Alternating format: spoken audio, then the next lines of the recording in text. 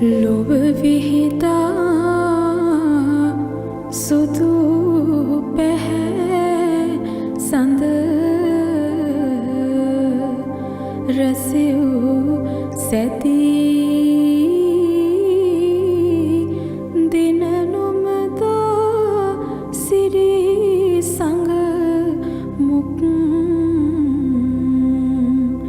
සැප නිසැදී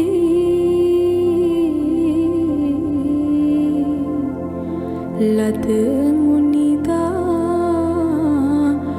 දම් කඳ පහස මන බැඳී වදු දලදා හිමි තෙමහල් පහය රැඳී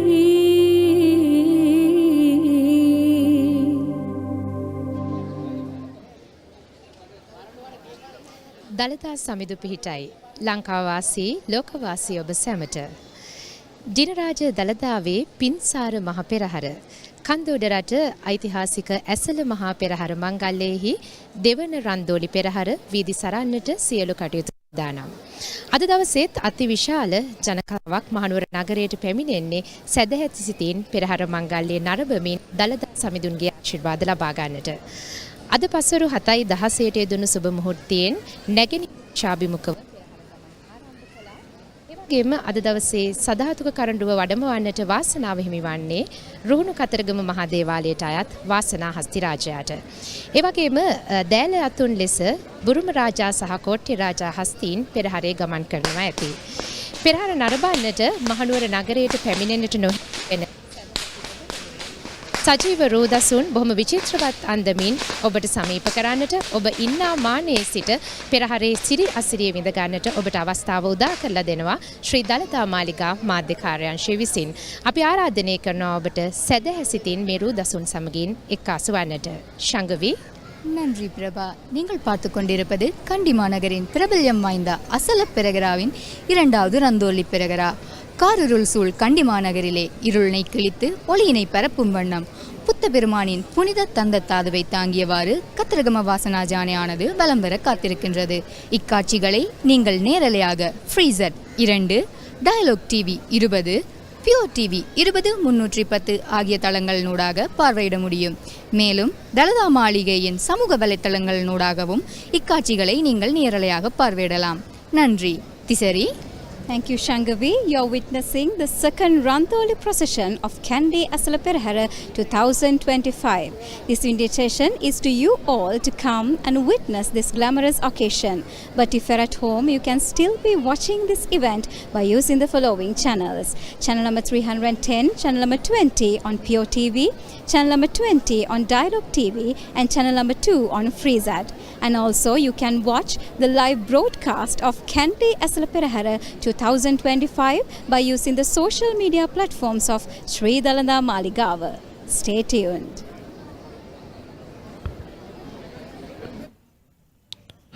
Dalada Samindu Pihitai. We are delighted to welcome you to the special live broadcast of the second Randoli Perahera of Kandy Esala Perahera 2025, brought to you by the Media and Special Projects Bureau of Sri Dalada Maligawa, Kandy. You are now seeing the Perahera officials obtaining the permission and blessings of the Gajanayake Nilame, the lay custodian of the sacred tooth relic, before commencing their street perambulations.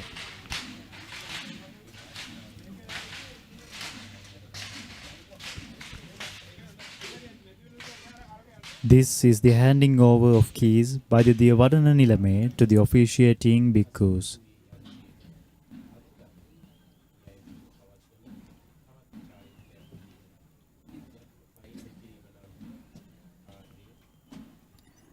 Now the Gajanayake Nilame will be making his way from the upper level, Ihalamaya, to the lower level of the chamber known as the Pathamaya of the Vadasitina Maligawa, and he is seen ceremoniously and reverentially carrying the Perahera casket under the protection of the custodian, venerating prelate of the Malwatu Mahavihara, Venerable Tibbatuave Sri Medankarabhidana Nayaka Thero towards the ceremonial tusker under much veneration, amidst the offering of light, sounds, scents and flowers, all the way the upper chamber till it is placed on the waiting tusker.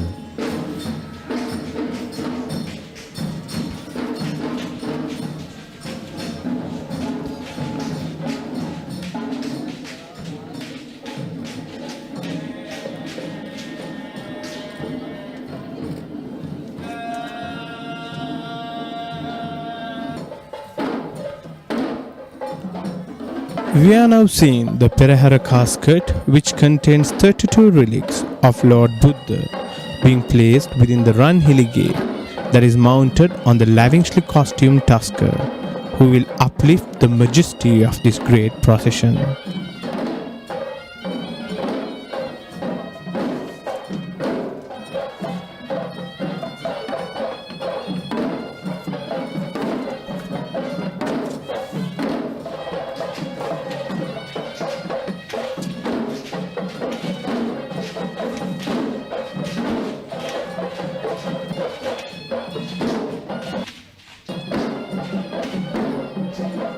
These officials are seen offering flowers and floral garlands to the Perahera casket, and this is the second Randoli procession of Kandy Esala Perahera 2025, the grand festival of respect that pays homage to the sacred tooth relic to honor Lord Buddha.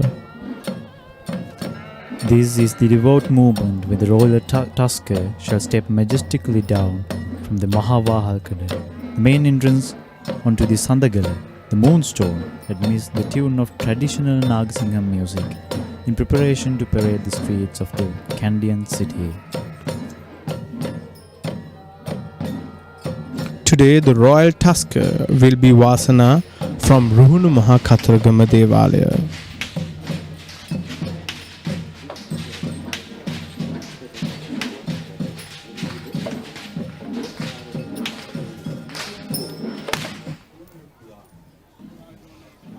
On this year 2025, we are witnessing the grace of the 1715th Perahera that had begun during the reign of King Kirti Megavarna, who pledged that the relics must be carried around the city once a year. And this tradition still continues, followed by many successions of many ruling kings, prime ministers and presidents of our country.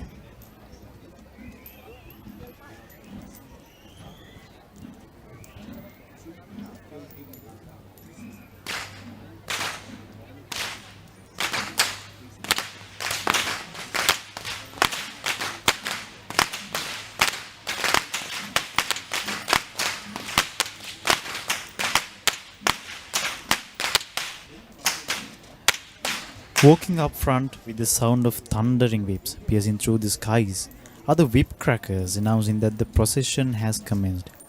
And these masters are tasked with clearing the way for the sacred relic casket and the king. This specific troop of whip crackers are led by Mr. Upali Jayaratna.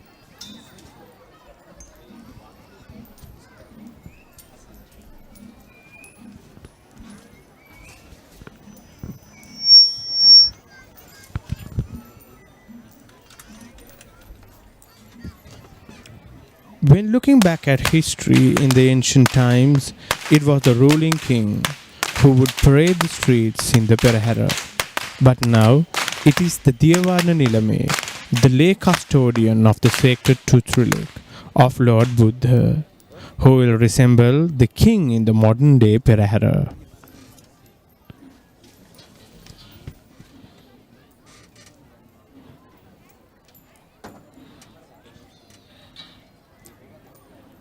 The Perahera is believed to be held in prayer for timely rainfall, and the element of Perahera is structured in symbolical way that it paints the imagery of rainfall. Rain would never be showered without the striking sound of thunder, and these whip wielders are the symbolic imagery to depict the sound of lightning and thunder, to pay homage to the rain gods, requesting to bless our crops and cultivations with rain.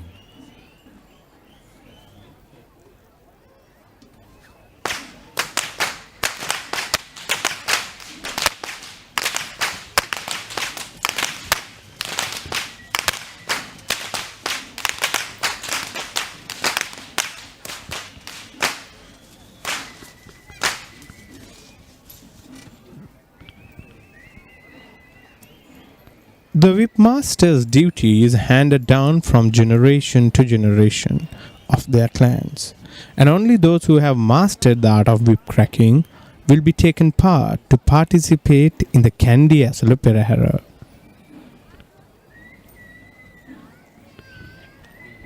According to traditions, a Perahera which does not have this pedigree are not even being called such.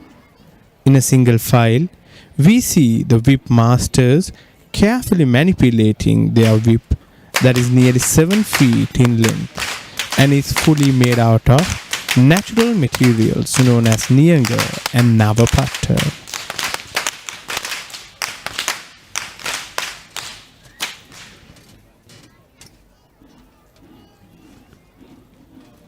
It can be noticed how these whip masters are untying the knots that are formed with the whipping, and that is symbolical to the various problems that we face in this journey of life, where we too spend a careful expense of mind in untying our problems down our own walk down the journey of life.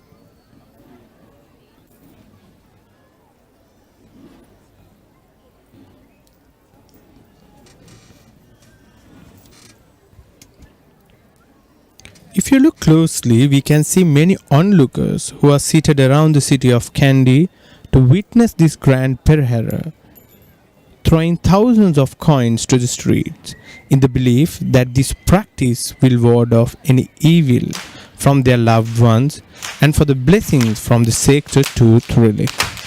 Yes, this is a beautiful tradition that highlights the basis of giving, offering and sharing among the people of our land.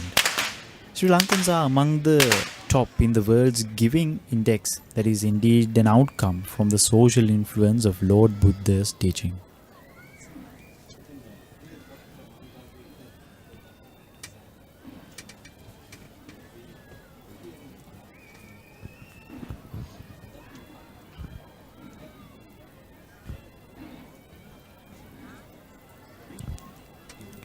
Regardless of how rich or poor they offer their coins in great devotion and joy to the Perahera as their minds are conditioned to giving.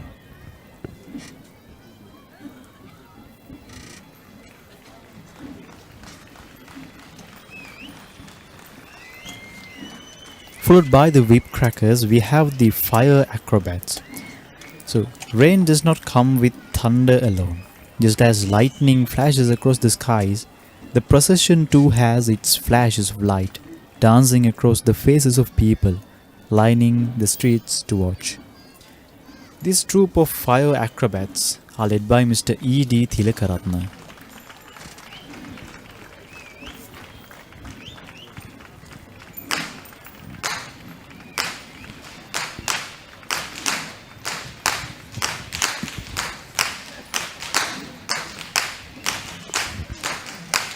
These fire dancers who are offering fire, inviting the rain gods to water our lands with rain. Even though it seems very paradox to learn that we offer fire to seek for water, this phenomenon of nature is magnificently depicted by this group of fireball dancers who perform these thrilling trance of acrobatics while illustrating how lightning comes with rain.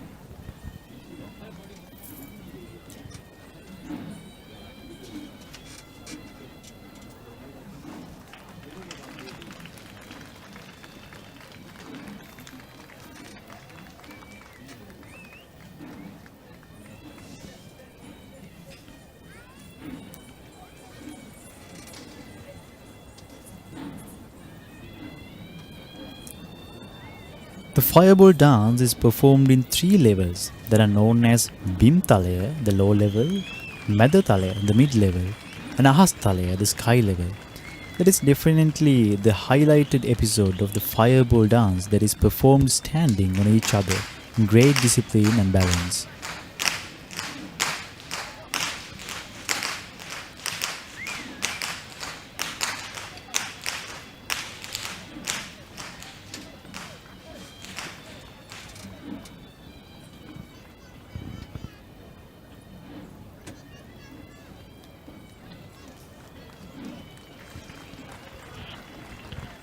The sun, moon, earth, universe, solar month, night and day are all cyclic, and the fireball dance highlight these universal cycles while depicting how they burn and cool us in our life cycles.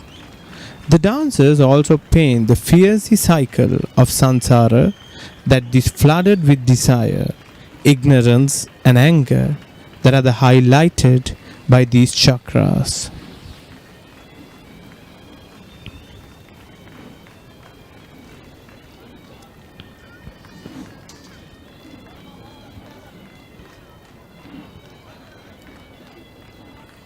The oil-soaked rags are tied to an iron wheel with leather thongs attached to it. And once they are lit, the dancers perform their acrobatic dance by turning the fired wheels fast, gradually increasing its speed to match the real feel of lightning itself.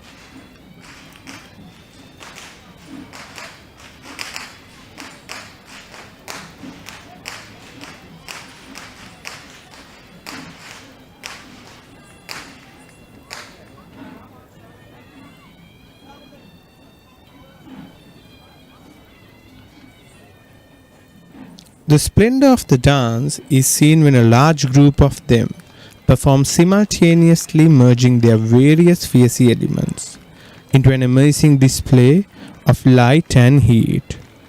The tradition is handed down from generation to generation, with individuals of all ages, from the very young to the very old, taking part in this display of priceless and cultural heritage of their clans.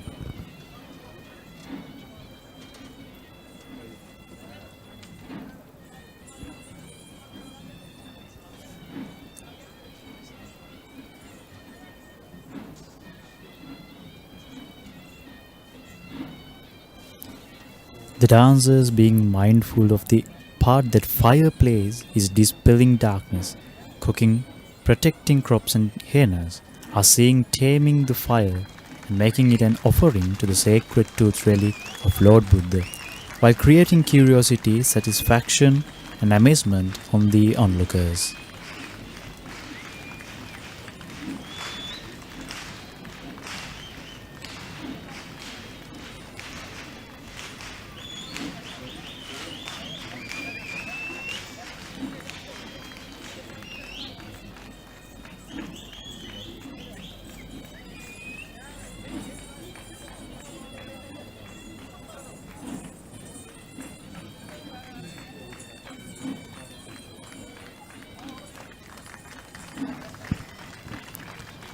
The dancers are seen creating their paints of fire across the night sky as they move in this procession. For the children, it is fire play, but for the experienced elders, it is a devout and committed fire offering.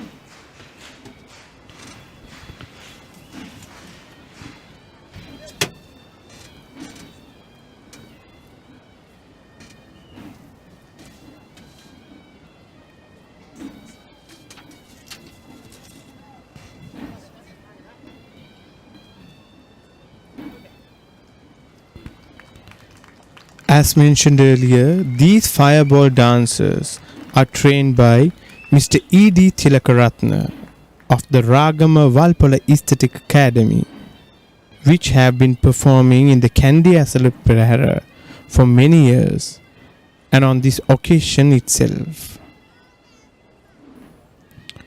We are seeing not just one, but several generations of artists representing the team of fireball dancers today. And today the procession commenced at the auspicious time of 7:16 p.m.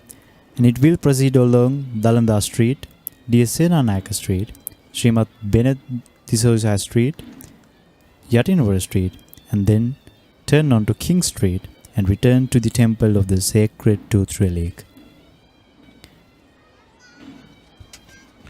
Next in the line of the procession are the Buddhist flag bearers, who are clad in the white national costumes, who are carrying the most respected flag of Buddhism.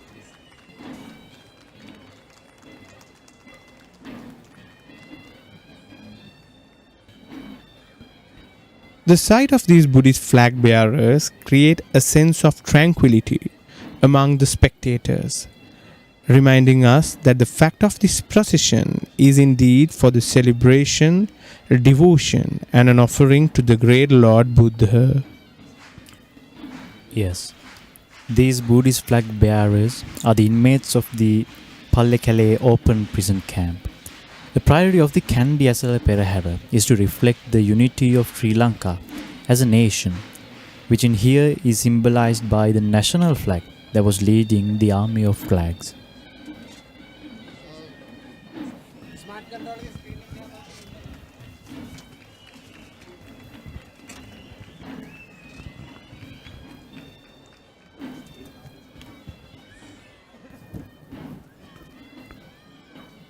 The Buddhist flag is a symbol of faith and peace.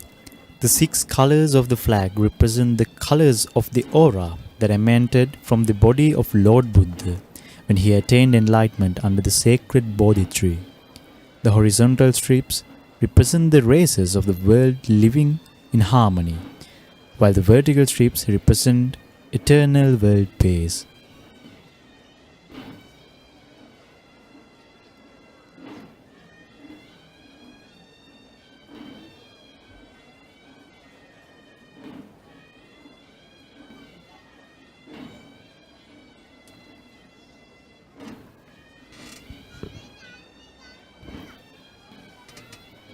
As mentioned earlier, the flag bearers we see are the inmates of the Pallekele open prison, who have been starring in this segment in the Perahera for many years now.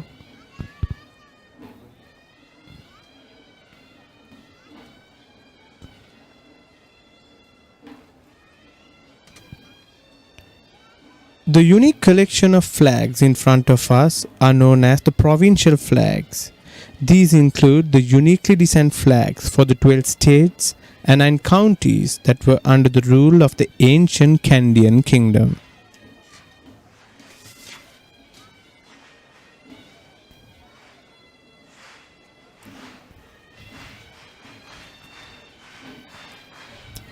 Yes, these flag bearers are also the inmates of the Pallekele open prison camp.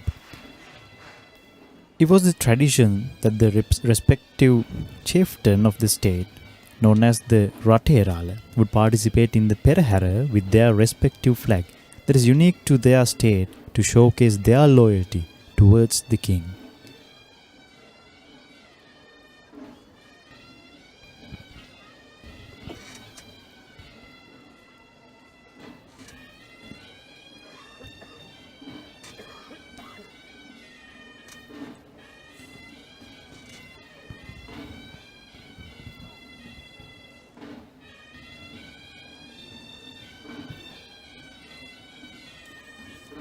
The same flags we saw before are now being displayed in metallic form, and these are the brass flag bearers who reminded us of the proud heritage of the Kandyan era.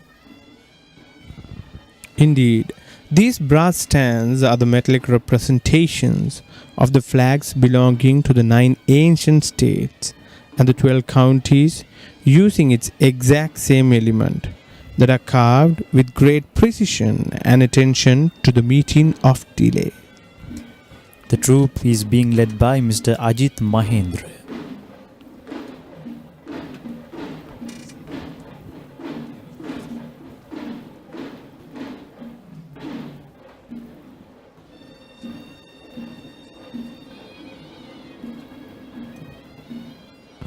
If you have a closer look into these metallic flags, which are certainly portrait of the great artistry that takes a lot of time, patience and energy.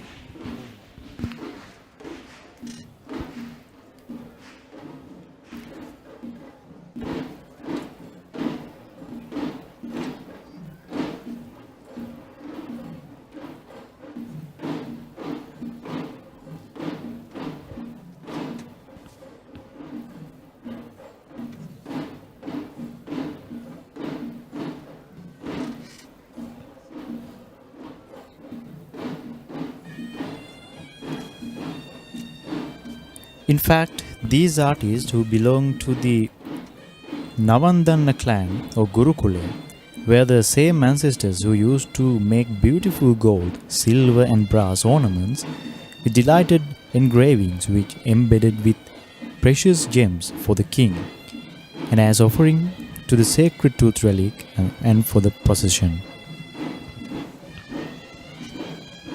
Indeed, the army of officials who are carrying these stands are dressed in a white sarong and a turban with a bare upper body, which interestingly symbolizes the energetic lifestyle of our people back then.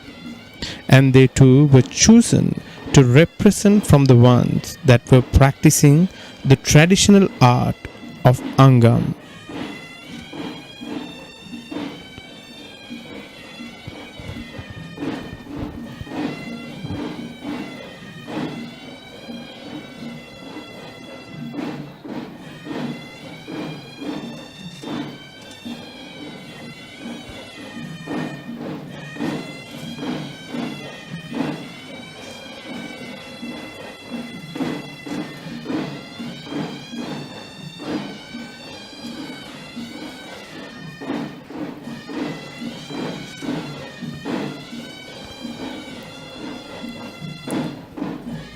We are proud that this traditional artistry is still being carried out even after many decades in the same exact villages of Kalasirigama and Kalapura that are in the area of Gadalada and in the Udunuwara country that is still famous for its engraving and architecture.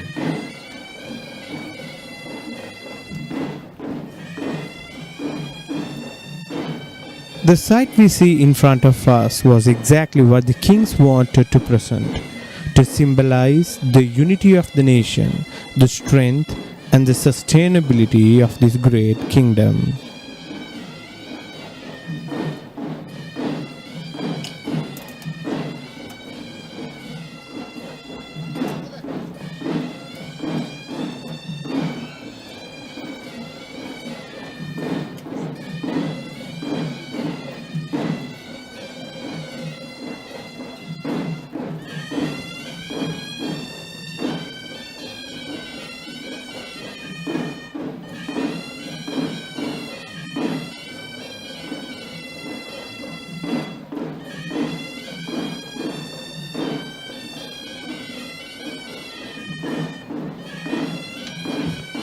Walking in great discipline in their calm and disciplined nature are the army of sword bearers who provide protection to the Perahera casket.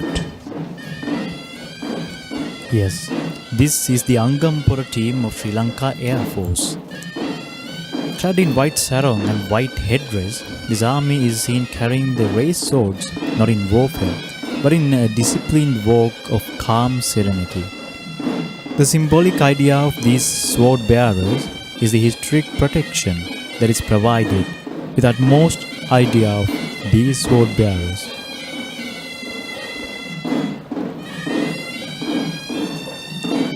For those who know about the history of the sacred tooth relic, would be patriotically proud of our history and the heroic personalities who always protected the sacred tooth relic with highest level of bravery.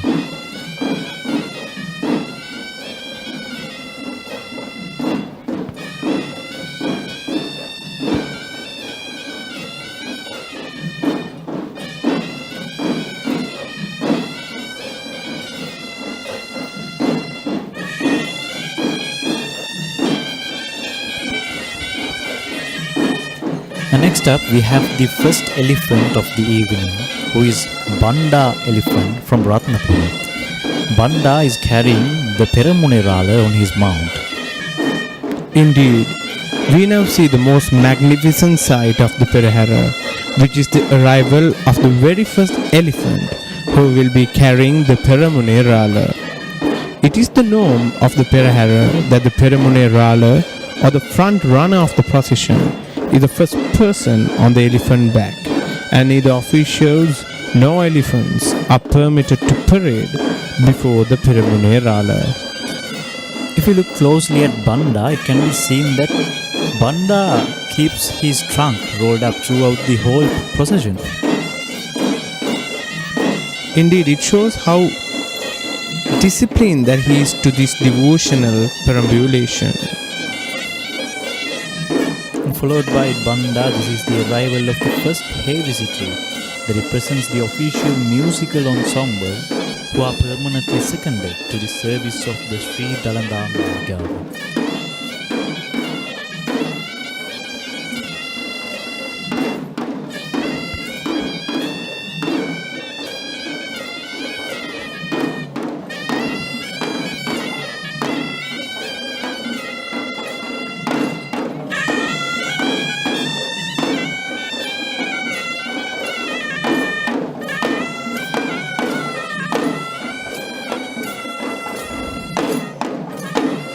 The Hevesi troupe, indeed, they perform in a dignified presence in front of the procession as a tradition which they practice with majestic skills.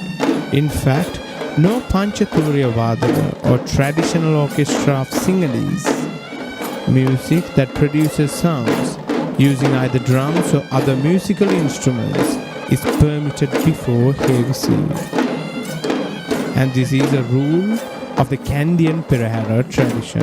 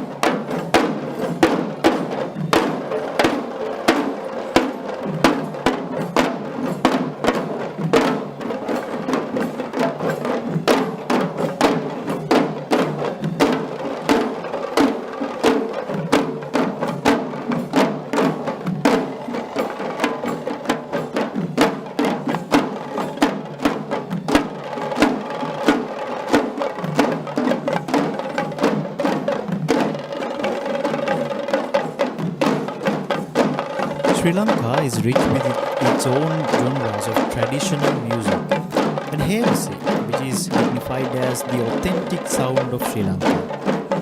The history of Hevesi takes back to the time when the sparing of the Jayasri Mahabodhi tree was brought down to Sri Lanka by Sanghamitta Therani. And this evidence marks the fact that Hevesi is the oldest traditional orchestra and Buddhist sound offering in Sri Lankan heritage.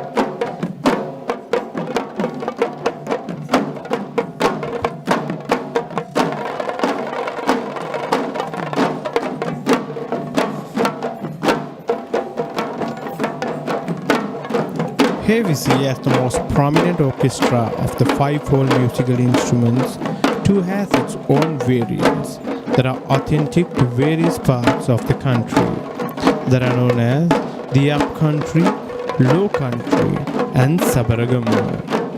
The speciality of the Kandy Esala Perahera is the pure dominance of upcountry traditional arts. Therefore, this particular Havisi troupe performance belongs to the upcountry tradition of the Havisi, which is known as the Udarata Havisi in Sinhalese. The five-fold musical instruments are recognized by the Sri Lankan music culture as Panchathura Nada is noted as Arthatha, instruments played by both hands, Vithatha, instruments played using sticks, Vithathatha, instruments played using hands and the stick, Gama, instruments that are dashed with each other, and Sushira, instruments that are blown. Riding on the second elephant with dignified majesty is the Gajanayake Nilame of the Sri Dalada Maligawa. Yes, this is the second elephant and the first tusker of the evening, and this is Pulatisi Raja, who belongs to the elephant stable of Sri Dalada Maligawa. The Gajanayake Nilame is the royal official in charge of the king's troop of elephants, and it was a position given to him directly by the king himself.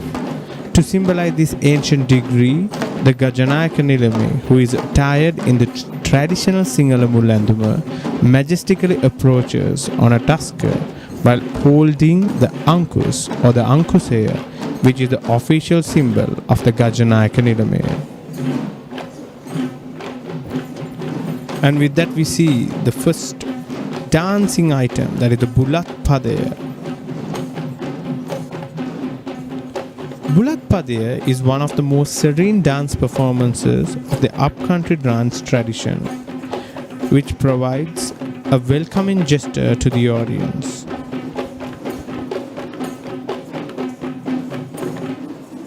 This troupe of Bulat Pada dancers are trained by Mr. Nalin Jayasekar of Sri Dalada Maligawa.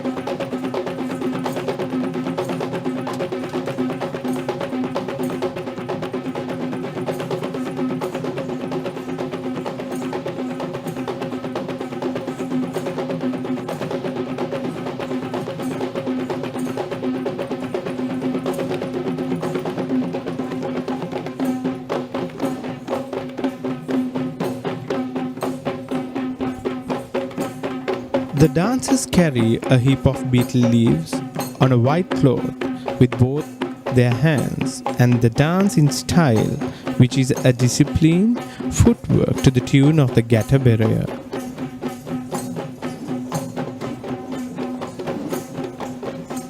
The Bulat Pada is in fact a ritualistic dance that is performed in healing rituals or Shanti Karma across upcountry, low country and Sabarang traditions. And here we are seeing the upcountry version of the Bulat Pada, which originates from the Kohomba Kankarya healing ritual.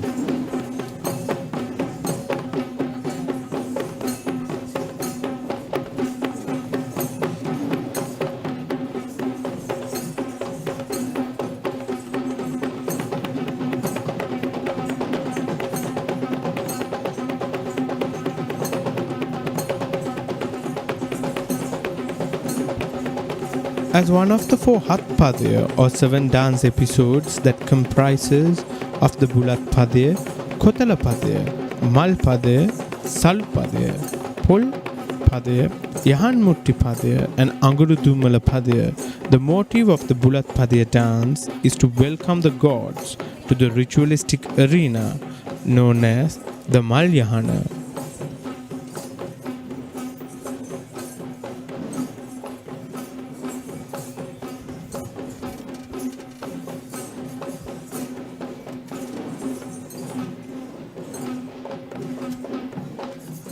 In fact, this is performed by a single artist who is the chief dancer dressed in the West costume as part of the costume of Kohoma Kankarya. But since the Perahera is a performing art-based event, we see the same Bulat Pada ritual being choreographed into a group dance.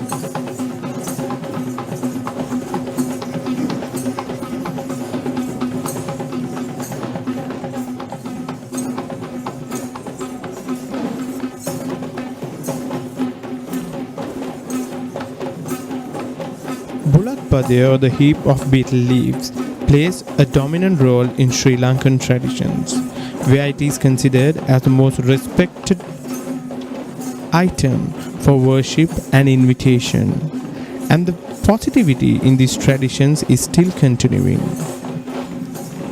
The tusker with a Buddhist flag bearer on his mount is Janaraja. An interesting fact about Janaraja is that he was gifted to the stable of elephants of Sri Dalada Maligawa by the late President J.R. Jayawardena. And Janaraja is the longest tusk bearer we have right now in Sri Lanka.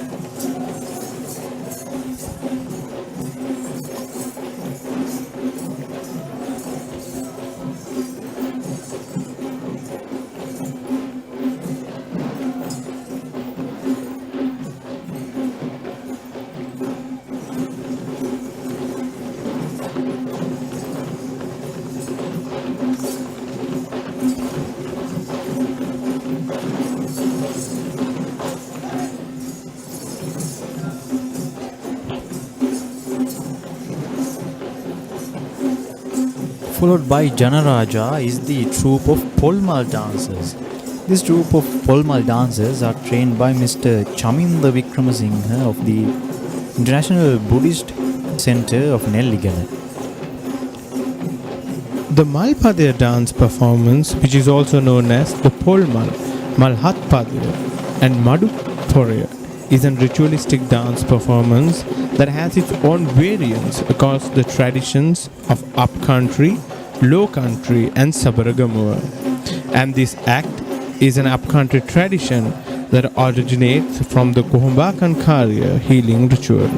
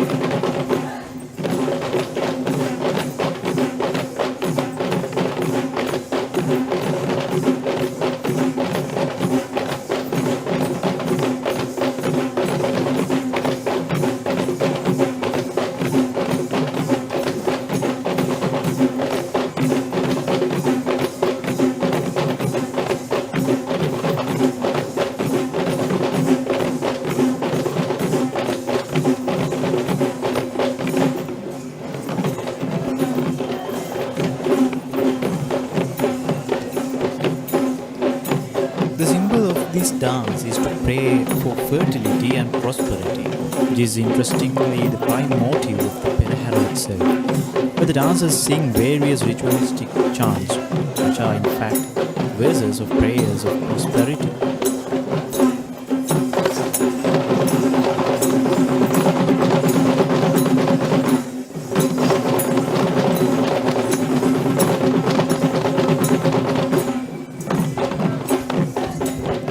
The Polmal or the coconut flower is the flower that blossoms from the traditional kapruka or the national tree of bounty, which denotes prosperity. In fact, the national ensemble of Sri Lanka too consists of a vase of coconut flower known as the Punkalasa that is considered as the national symbol of prosperity.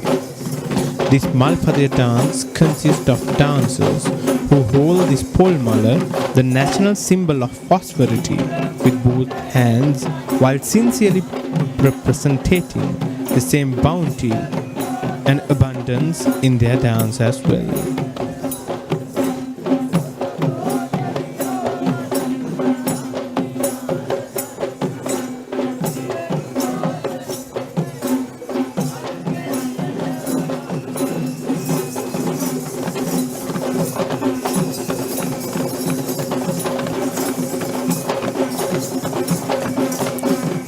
Similar to the Kottala Pada and Bulat Pada dance performances which we saw and will be seeing, the Malpadya too is one of the 7 ritualistic dance episodes known as the Hatpadya, that is an essential dance ritual of healing rituals across the country.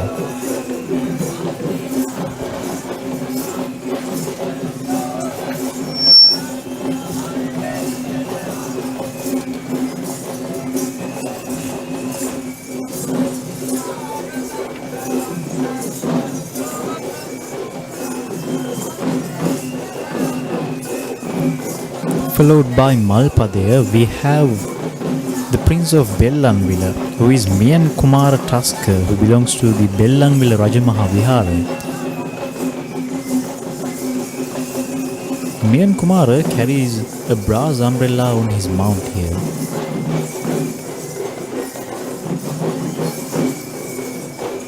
And these brass umbrella holding officials symbolize the protection that is given to the sacred perambulations of Kandy Esala Perahera.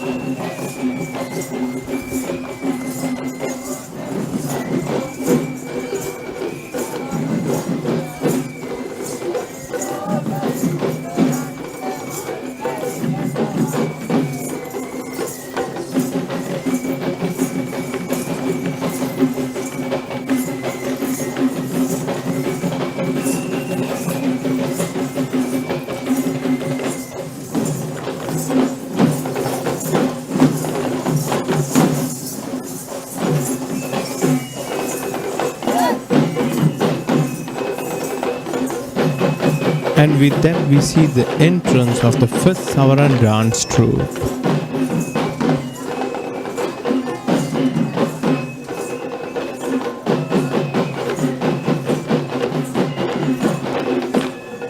Yes, and this is the troupe of Sabarang dancers of Nalanda Buddhist College.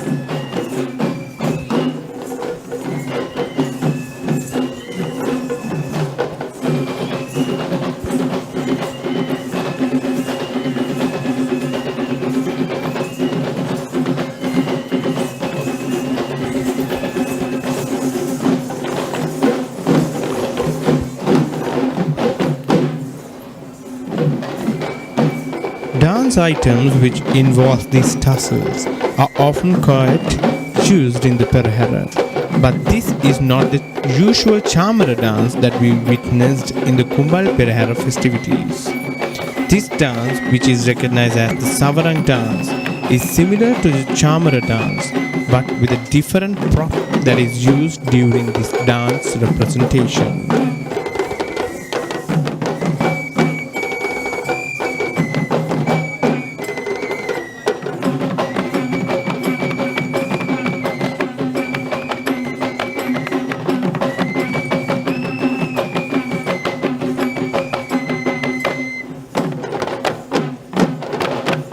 The Sabarang, the main tool used by these dancers, consists of not one but 2 tassels attached on both its ends, which makes it a longer version of the Chamara instrument.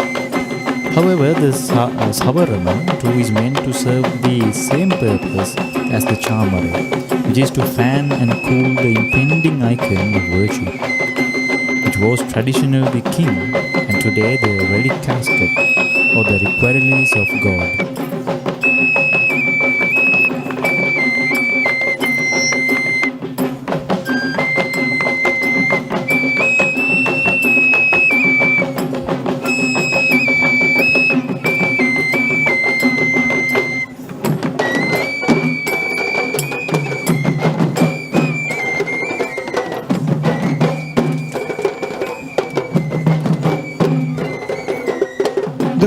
choreography of this folk dance, that is style of the upcountry tradition, is designed to symbolize fanning, that is performed using different dance steps, different stances, and the visual beauty that is created by these tassels in motion.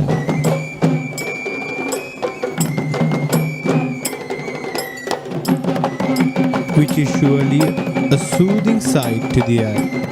The dance performance is used as a teamwork in this case, and just as the other folk dance performances, this dance too shows several episodes of breaking down into subgroups during their performance.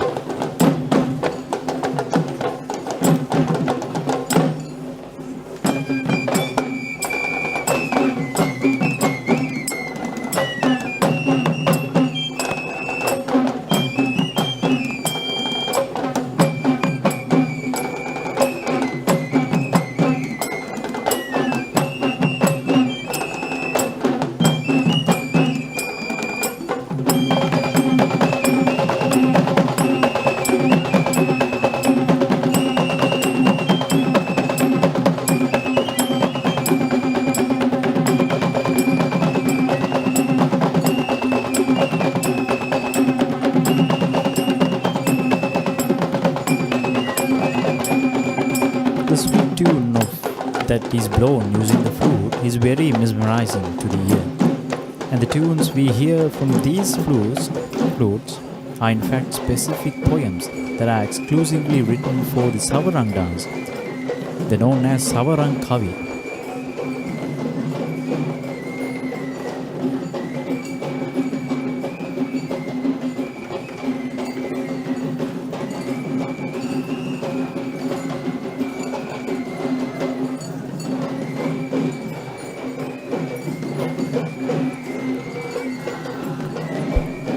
The majestic elephant enjoying the tunes of Sabarang Kavi is Taraka.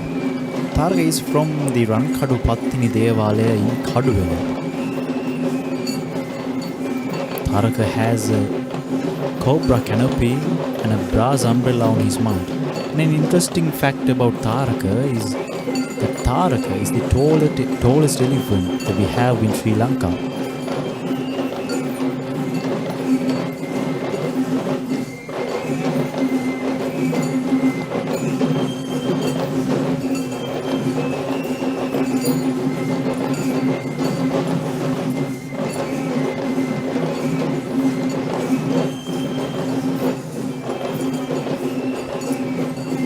And this is the entrance of the first Naiyandi dance performance in this second Randoli Perahera. Yes, the troupe of Naiyandi dancers are trained by Mr. Saman Nilvitha.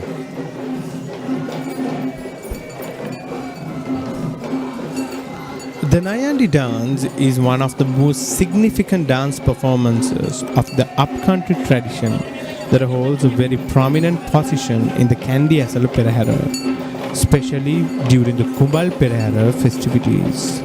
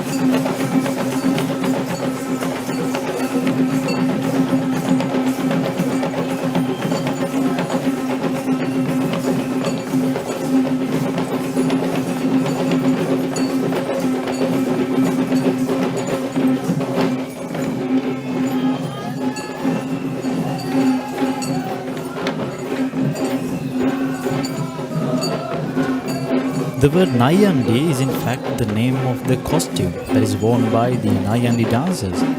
It is the same costume that is worn by the Kandyan West dancer, with the exclusion of the devoted headdress that is replaced with a cloth turban with a knot on the head center that is taking the shape of a cobra.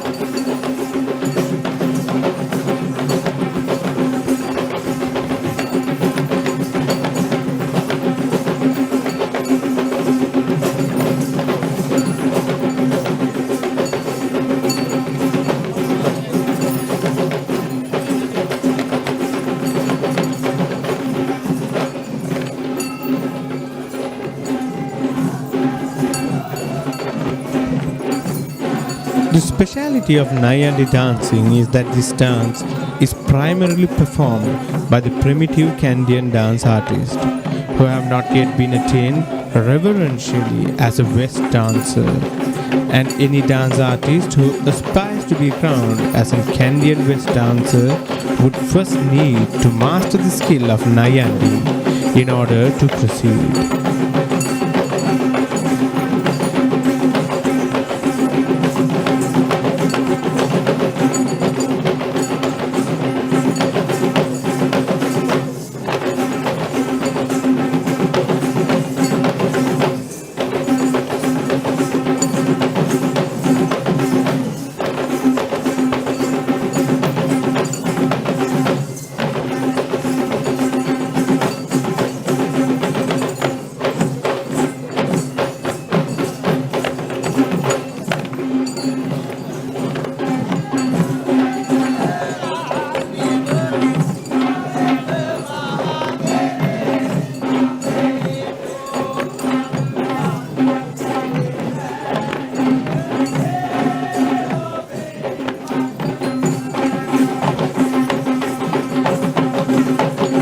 Revealing narration of the Esala Perahera is found in the book written by the Chinese pilgrim of Pahir in the 5th century. The sporadic invasions by the Dravidians resulted in the shift of the kingdom from Anuradhapura to several destinations: Polmal, Thammattama, Yapahua, Kurunadu, Kotte and Gampa. With the final shift of the kingdom to this great city of Kandy, the relics have remained undisturbed. Thereby, the Kandy Esala Perahera has been held annually to rejoice and honor the sacred tooth relic.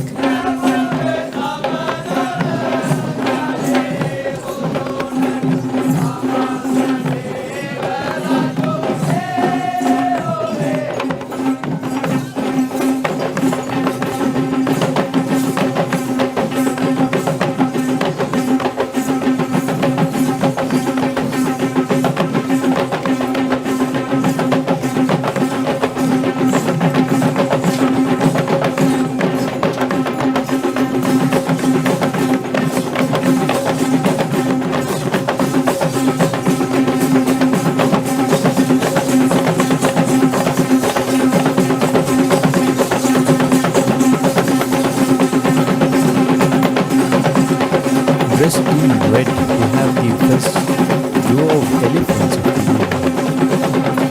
On the left side, we have Kandulavira elephant from the Patini Devala in Kadu.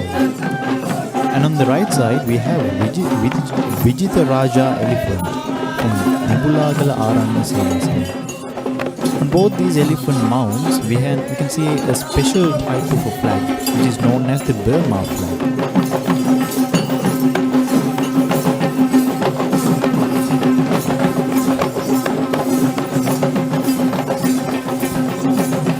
Actually, these flags represent the friendliness between our country and Myanmar.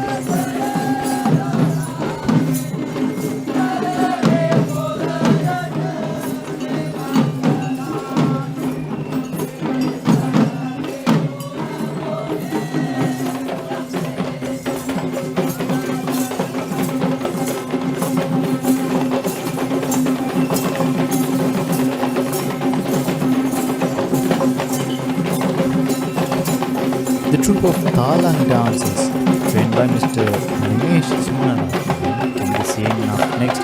This is the Talam dancing troupe of the Chandananda Buddhist College.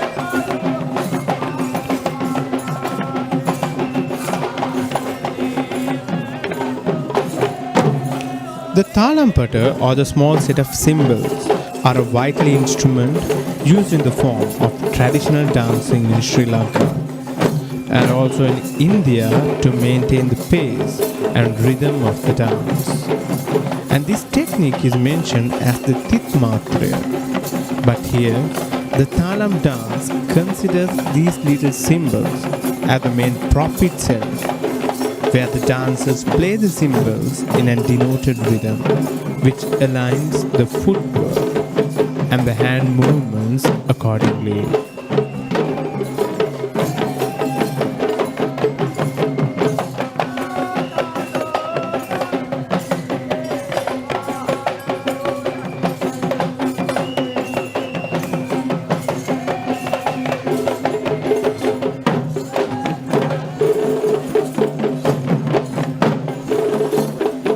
The young performers dash these cymbals in a choreographed rhythm and perform a dance that creates both horizontal and vertical line movements on the space. Using the right moves that are designed in maintaining the cultural element of the art.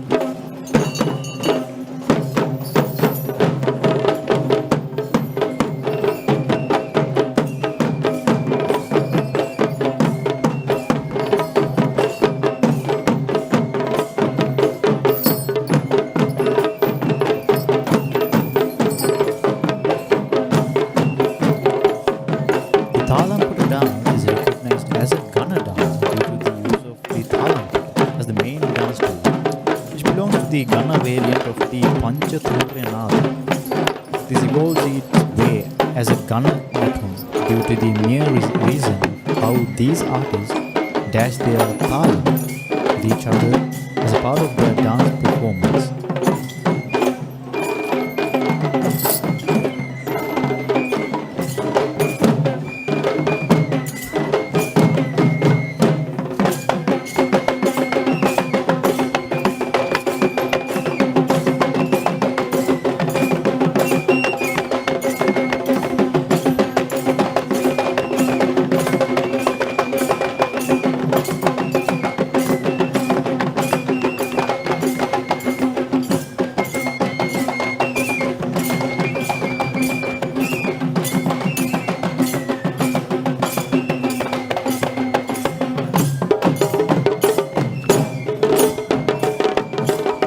The dancers have not failed to add beauty to the visual appearance of the dance through their costumes and props.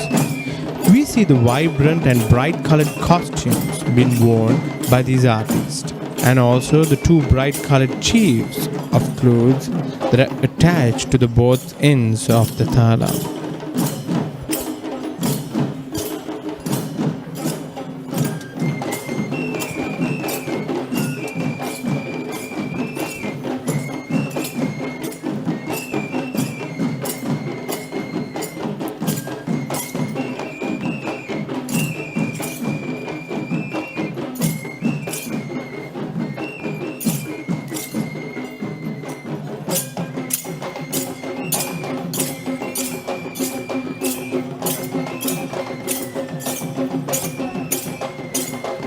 Actually, when these colored chiefs of clothes are attached to both ends of the talam, it certainly creates a beautiful attraction as it swings through the air when the dancers use the talam in a rhythmical way. Yes, and then dressed in blue, we have the second duo of elephants of the evening. On the left side, we have Muthu elephant from the Muthiyangana Raja Mahavihare. And on the right side we have Kandulatissa elephant from the Sabaragamu Mahasaman Devala.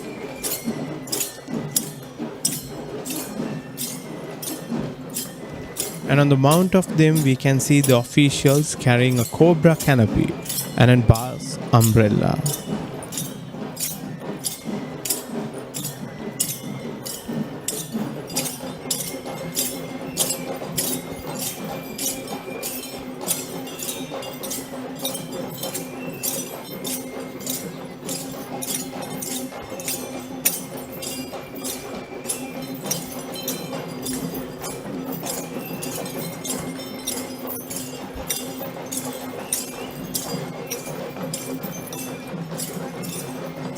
Followed by the two elephants, we have the troupe of Rabana dancers trained by Mr. Arya Pula Vijayamarne.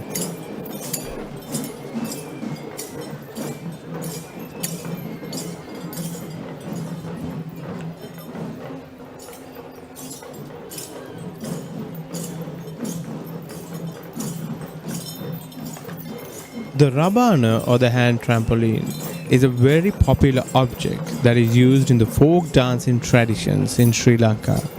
But this is not just such dance, where even though we see the presence of the Rabana in play, this performance, which involves spinning of the Rabana, which makes it more of a sporting performance than just a dance item. And that is why this act is known as the Raban Karakavima or the Raban Krida in Sinhalese.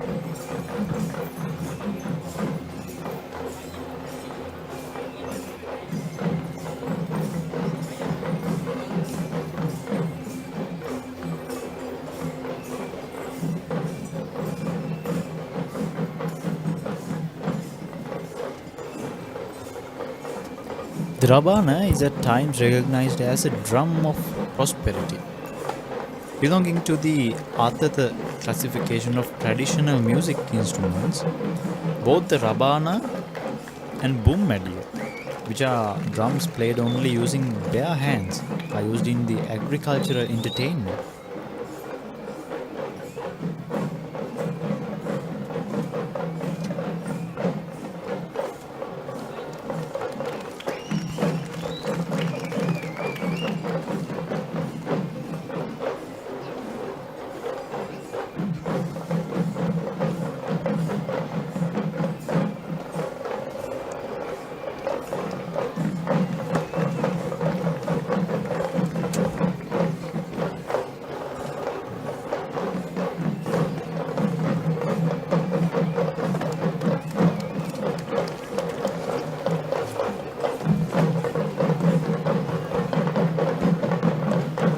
The spinning game of Rabang can be identified as a developed performance of the Rabang dance.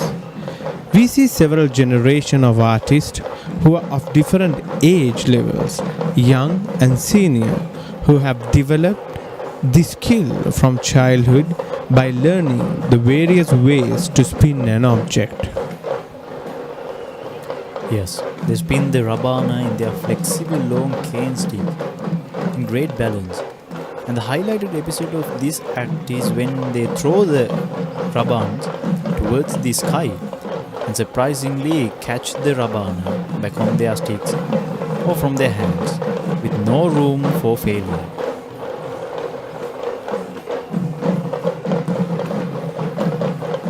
Every such succeeded attempt is applauded with cheer from the onlookers, as it seems impossible to the common eye.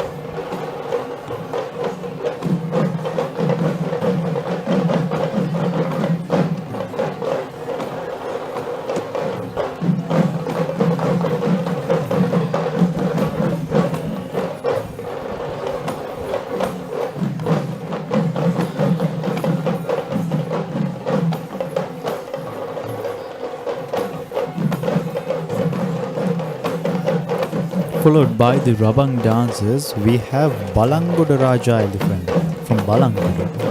Balangoda Raja here carries a cobra canopy and a brass umbrella on his mount.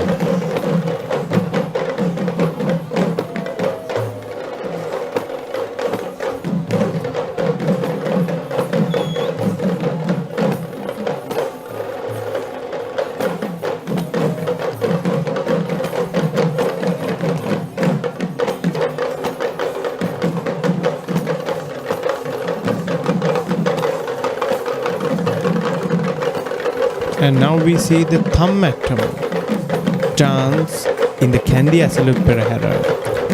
Yes, this troupe of Thammattama monkeys are trained by Mr. Sujit Anand.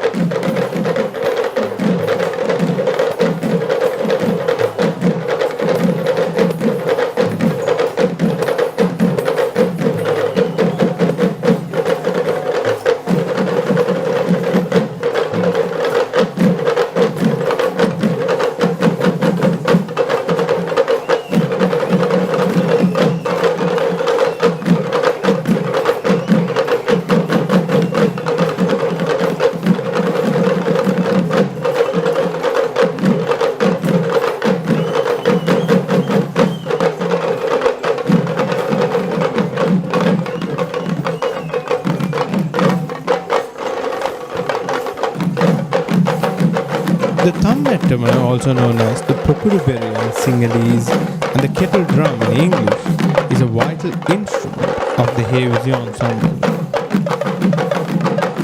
which takes place a predominant position in the Kandy Esala Perahera as the main sound offering towards the impending lectures of worship.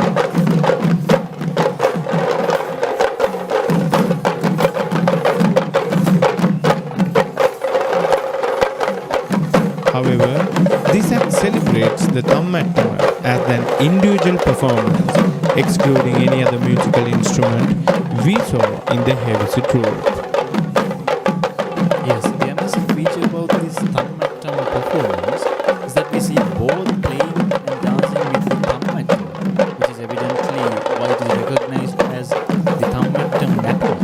Thammattama dance. This is truly the fascinating beauty of Sri Lankan performing arts, where our artists are gifted with the talent of making more than what is expected, what we are blessed with. Indeed.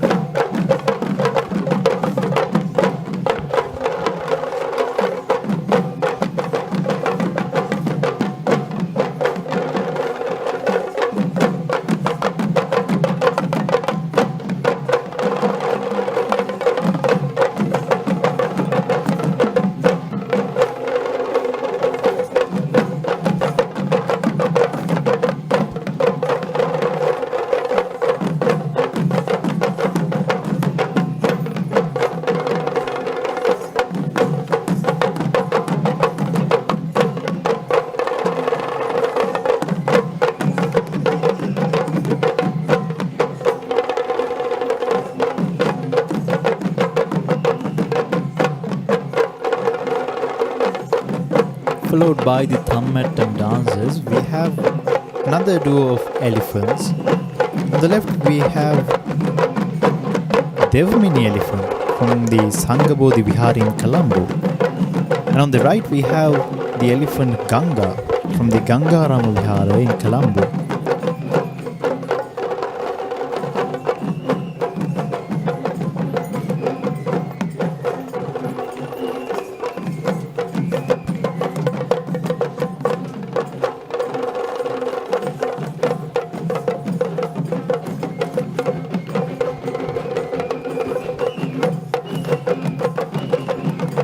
And this is the entrance of the mixed folk dance troupe of the Kandy Esala Perahera 2025. Yes, and this troupe of dancers are trained by Mr. C.B. Vijaysurya.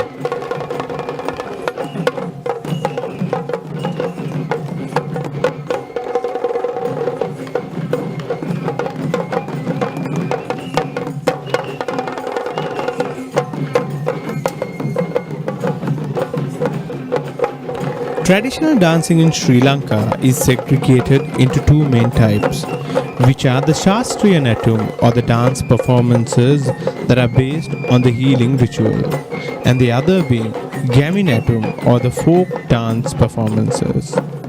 The dance that we see now is a remarkable fusion of not just one, but 4 different folk dance performances, being called simultaneously under the same spotlight.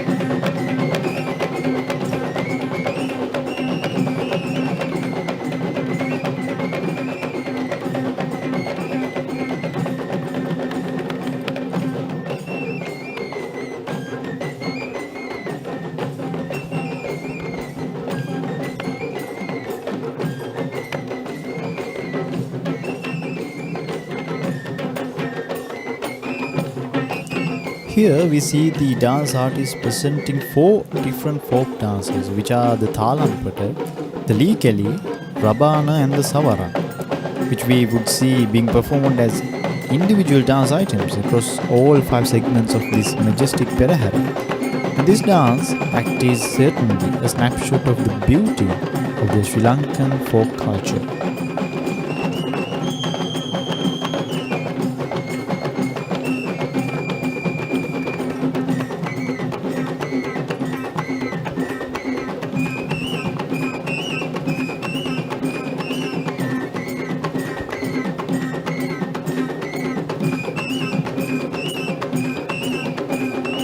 This dance is represented as one team, but we could carefully observe how they break themselves into sub-teams among themselves based on the designated dance that they are performing. It is true that it is the same music that is being played for the whole group, but this music plays the tune for 4 different dance acts that involve 4 different props and 4 different steps of dance, which are being carefully presented to maintain their cultural identity.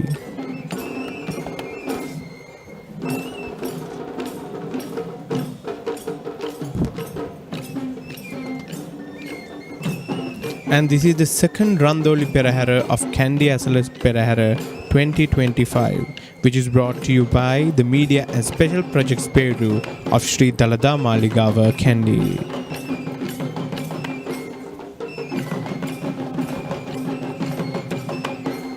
Getting back to the mixed folk dance, this dance is represented as one team, but we could carefully observe how they break themselves into sub-teams among themselves based on their designated dance.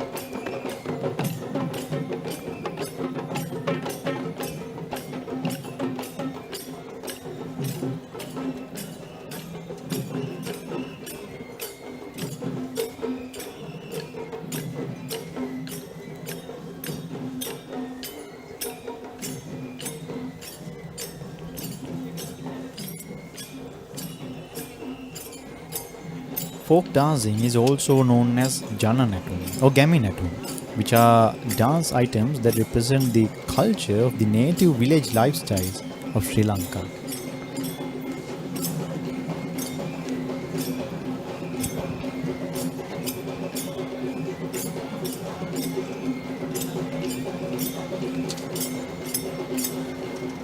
Followed by the mixed folk dance, we have the majestic elephant Salia. Sali is from the Mahiyangana Rajamaha Viharaya. If one may ask who has been serving for the longest time to this majestic Perahera, I would say it's Salia, because this is the 45th consecutive year of Salia taking part in this Kandy Esala Perahera.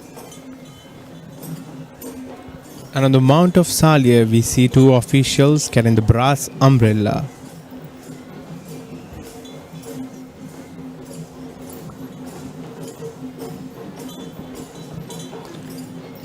Followed by Salia is the team of Udaki dancers who are trained by Mr. M.B. Tennakon.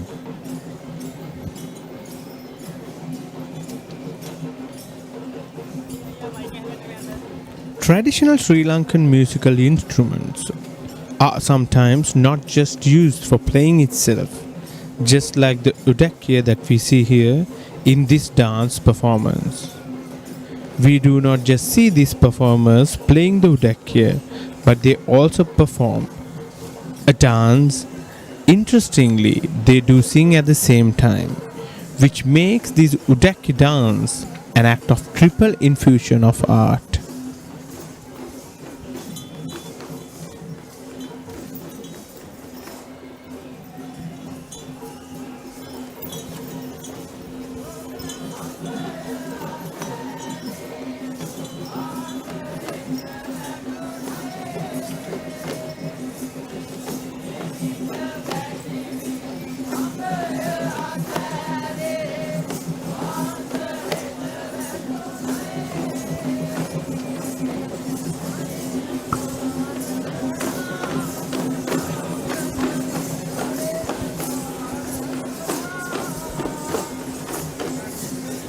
The Udaki is an hourglass shaped hand drum that belongs to the Atapa category of the Panchaturya Nada, since it is played only using hands.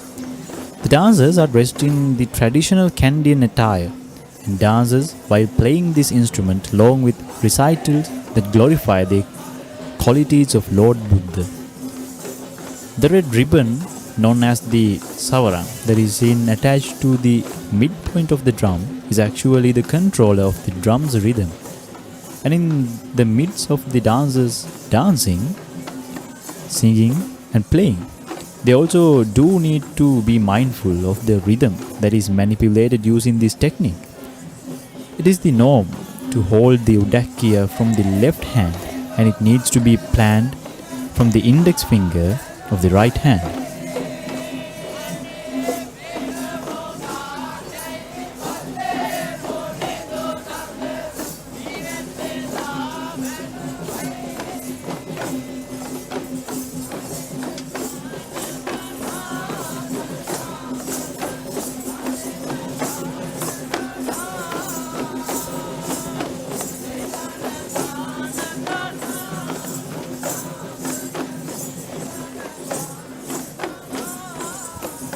Sri Lankan tradition of music introduces 64 different types of drums, and the Udaki, what we see now, is considered as the smallest traditional drum that we find in Sri Lanka.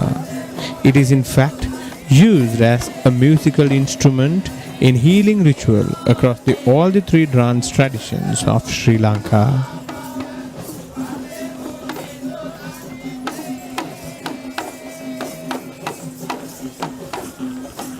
Mounted with another two Burma flags. We have on the left Punchi Banda elephant from Horana, and on the right we have Hettimulle Raja.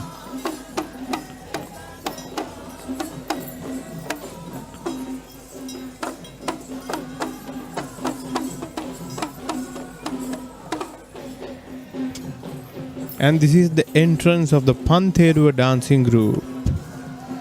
This group of Pantheru dancers are trained by Mr. Palitha Hapukoda.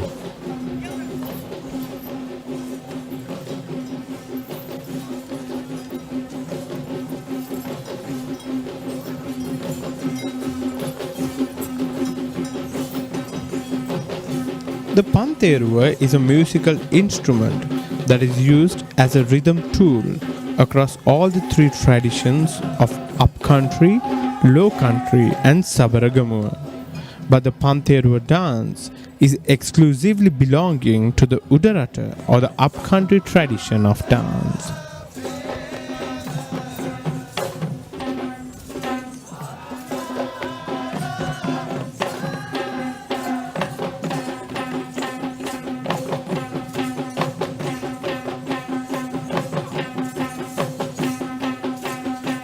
This instrument is a small brass circular framed castanet with 5 cymbals fixed to it, which gives a subtle metallic sound as it shakes.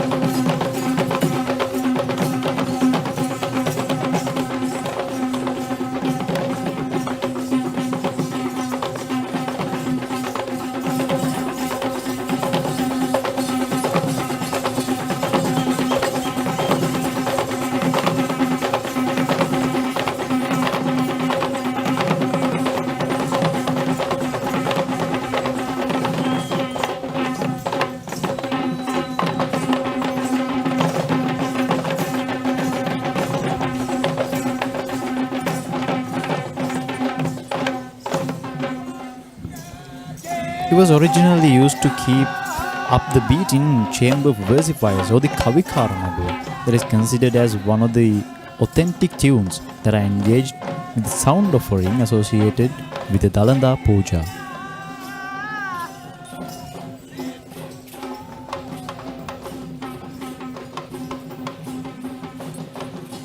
Next up we have 3 majestic tuskers. Starting from the left we have Sindhu, who belongs to the Malvatu Mahavihara.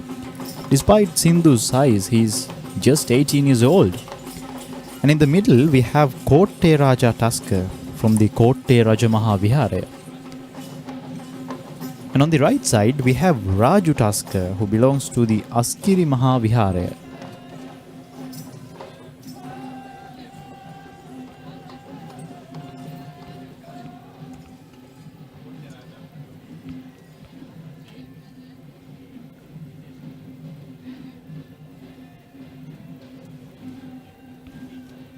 And on the mount of these majestic tuskers, we see officials holding the brass umbrella. These brass umbrellas symbolizes protection to the sacred perambulation.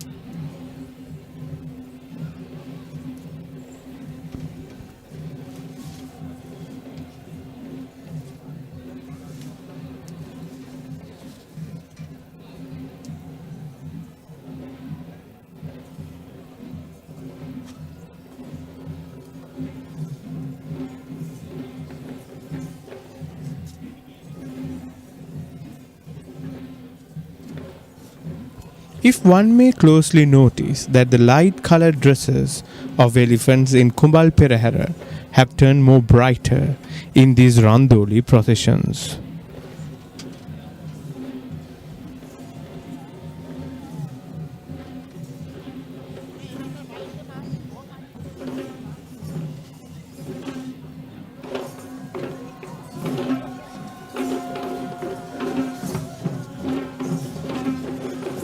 Yes, and accordingly followed by the three majestic tuskers, we have the first troop of West dancers of the evening. The most unique and the most recognized presentation of the Kandian dance heritage is the most fully adorned West Natwa with the Kandian West dancer. The Kandian dancer's skills and dance form have been considered as an authentic expression of Sri Lankan culture. This troupe of West dancers are trained by and led by Mr. Ishantha Ihalabela and Mr. Lasantha Vansekara.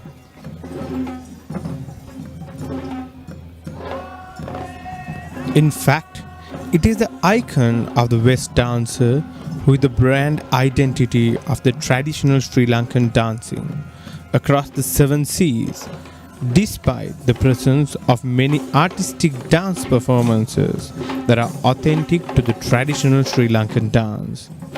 It is amusing to hear that it is the same picture that is illustrated on anyone's mind when they hear the word Sri Lankan dance, which we would be certainly proud of.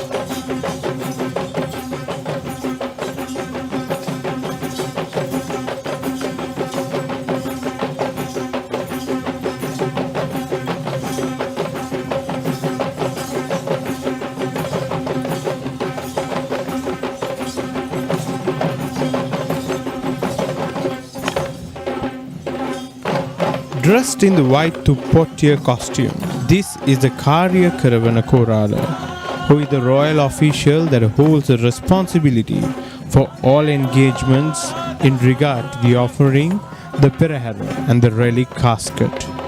He is only seconded to the Devala Nilame and is the only person in the Perahera who has the permission to walk forwards and backwards during the Perahera.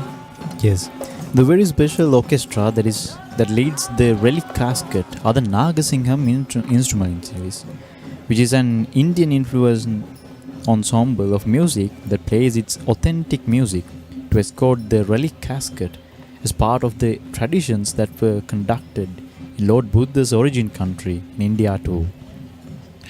We are now at the much awaited and most devout moment of the Perahera, as we see the royal tusker Vasana ceremoniously carrying the Perahera relic casket, guarded by the Dala elephants. Vasana Tusker is being accompanied by Singharaja Tusker of Sri Dalada Maligawa and Burumaraja Tusker of Sri Dalada Maligawa stable.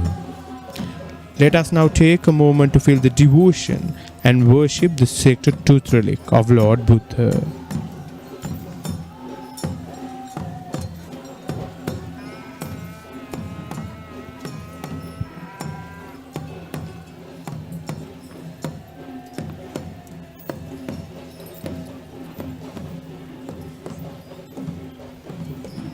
This is the chamber of versifiers of the Kavikara Madhva, the group of poets who walk behind the relic casket while singing the virtues of Lord Buddha.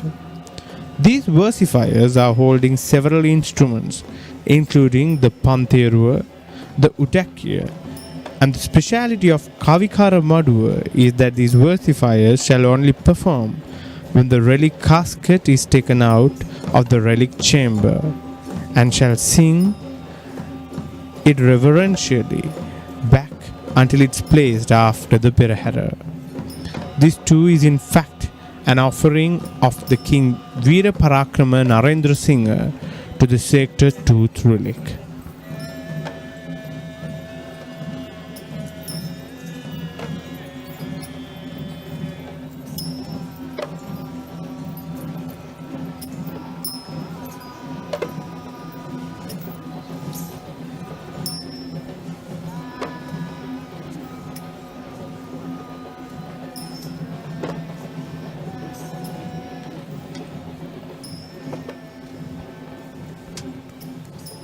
Following the most sacred movement of this Perahera, we see the clan of devotees holding flowers and lamps that symbolize an offering to the relic casket.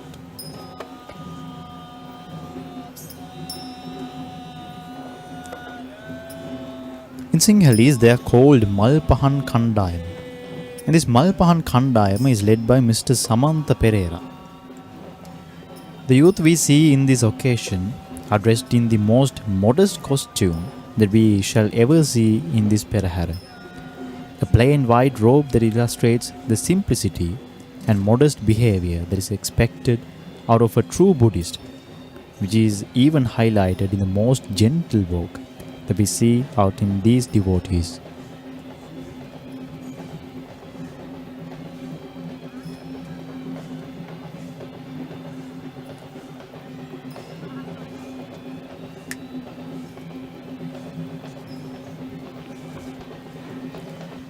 There are several forms of offering that Sri Lankan Buddhists pledge as puja towards the Buddha, and one of its prominent offerings are flowers and incense sticks, which offer fragrance to Buddha, and oil lamps, which offer light. We see both flowers and lamps in the hands of these devotees, which interpret this episode of Perahera as an offering of fragrance and light towards the sacred relic casket.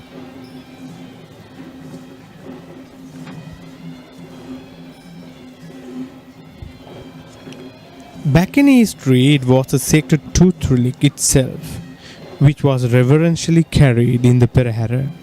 But the relic casket which we saw earlier is a replica of the casket that lies the utmost majesty in the relic chamber of Sri Dalada Maligawa on the golden lotus with the majestic glory.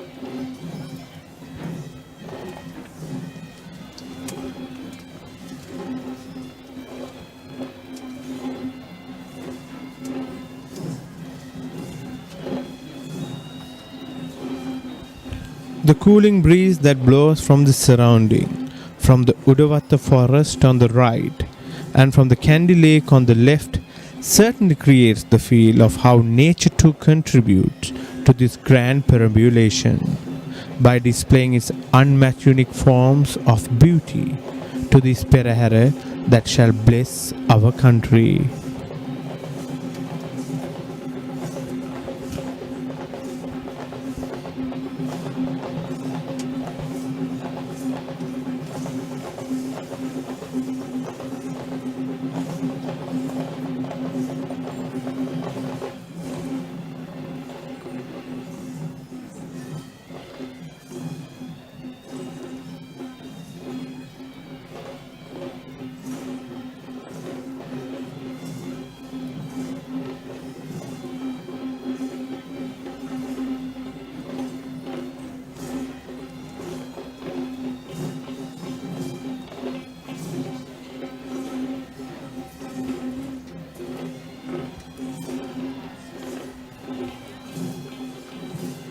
Next up in the line is the second troupe of West dancers of the unit. And this troupe of West dancers are trained and led by Mr. Sanjeeva Verapitiya and Mr. Peter Surasena. The West dance is more than just a ritual. It is sacred recitation for protection against misfortune. Therefore, the costume of these dancers are also considered sacred. The most glamorous costume symbolically represents the regalia of the king, Malaya, the royalty who performed the ancient ritual of Hetapas Mangalya, which is a healing ceremony that was held 2500 years ago.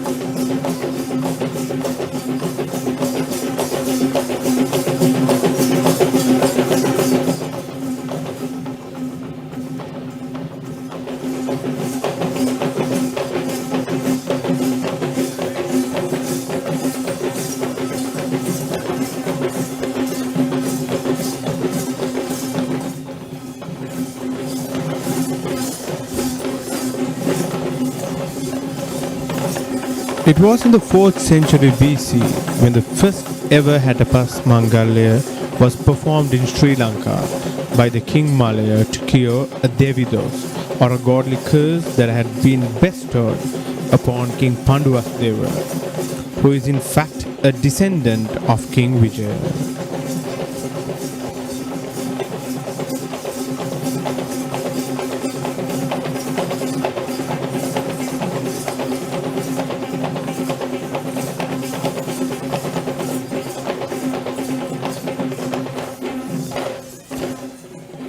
King Vijaya, the Indian prince who discovered the land of Sri Lanka as Thammattama. The story of King Vijaya and his tribal wife Queni is in fact the birth story of the royal tradition of Kandian dancing, which is quite interesting to learn.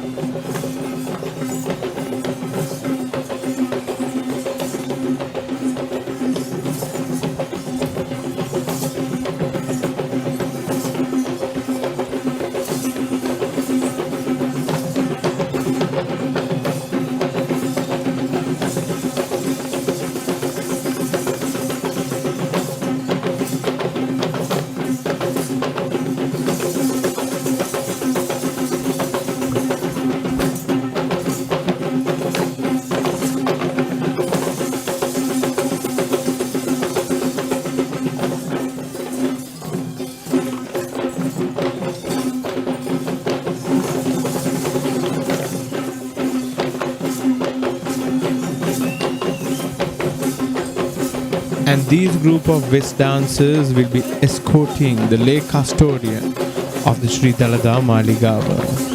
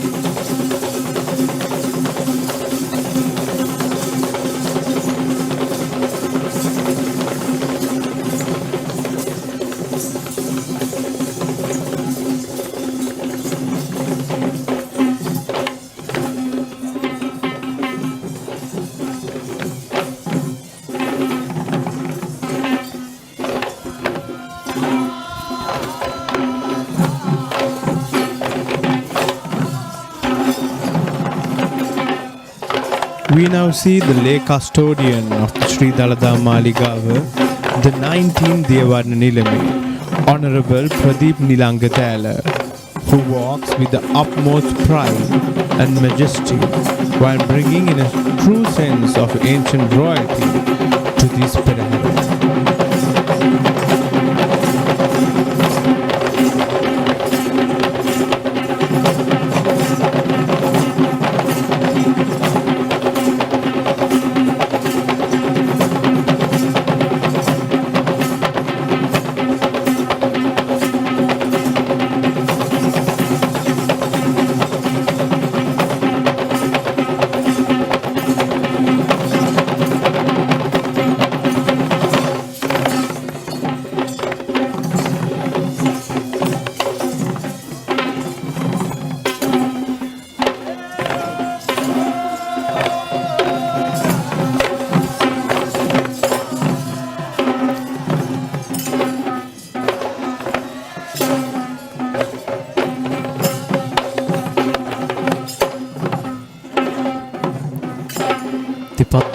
The Gajanayake Nilame of Sri Patini Devala is representing the Devadana Nilame of Sri Dalada Maligawa here. Beside the Gajanayake Nilame, we have the Murayuda bearers, who are the team of Angampura of Sri Lanka Air Force.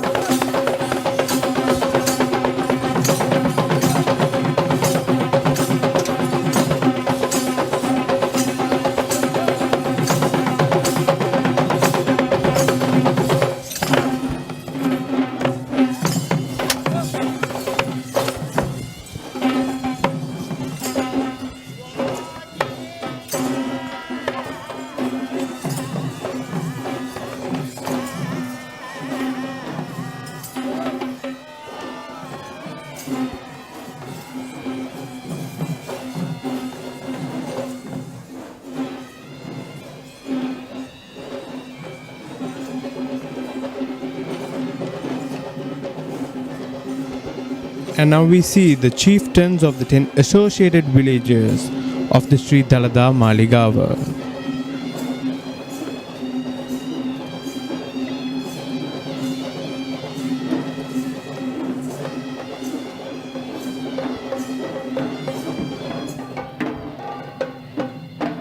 Now we are witnessing the commencement of the Sri Natha Devala procession.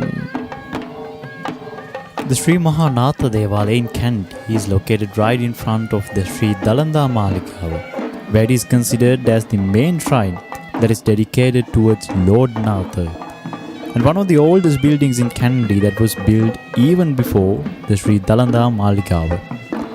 The procession of Natha Devala is the first to follow the Dalada Perahera, due to the belief that God Natha is the next in line to attain Buddhahood.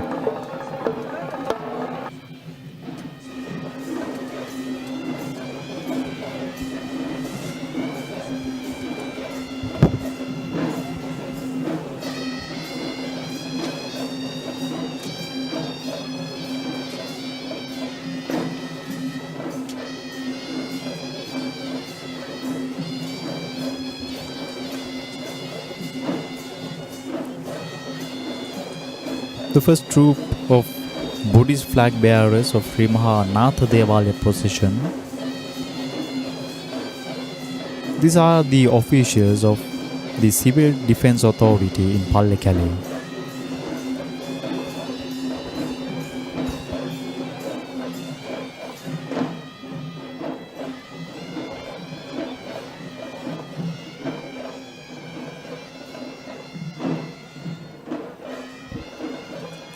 The premises of the Sri Natha Devala in Kandy is recognized since and as Jayabhumiya, or the land with luck.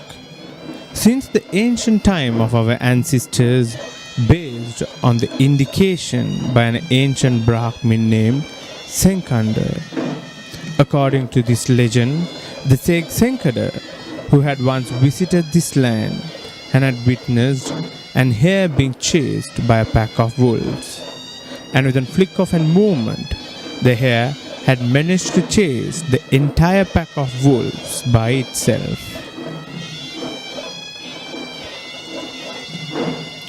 Interestingly, it was because of the same Brahmin that evolved the name of Senkadagala to the city of Kandy.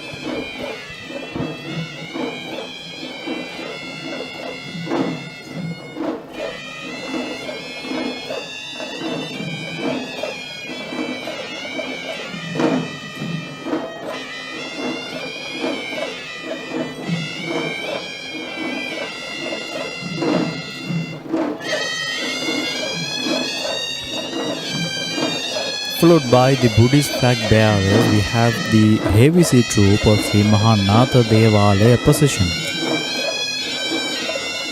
The troop of heavy sea are led by Mr. Y.G. Vijayasena.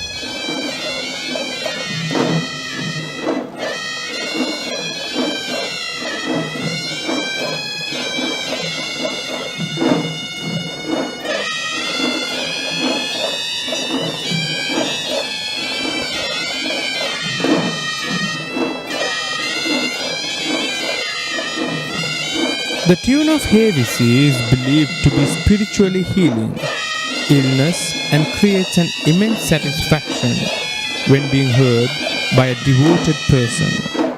Interestingly, many local and foreign visitors find it very soothing to stay within the Dalada Maligawa premises and the Devala premises during their daily offerings.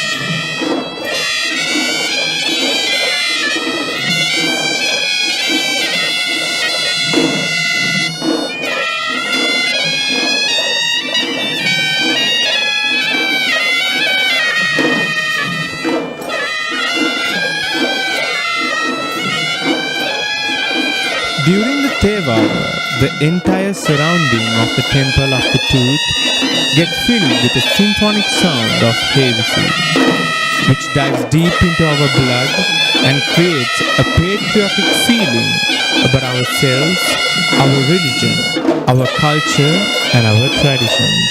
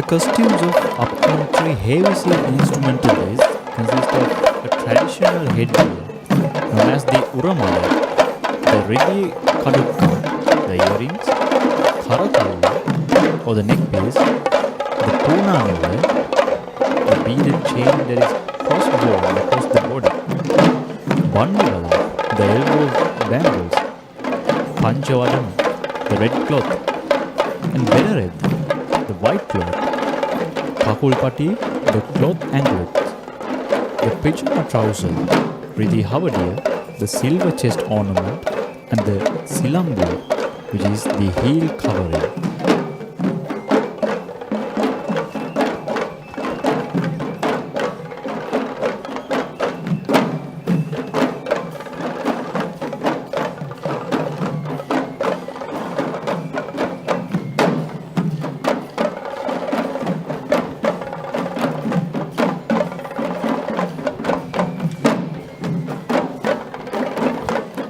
It is a tradition that the first elephant to take part in the procession of god Natha shall carry an official with a unique flag that is described as the flag of Senkadagala, which depicts an artistic visualization of god Natha. Yes, and this is the elephant Rohana who belongs to Mr. Varna Kanangara.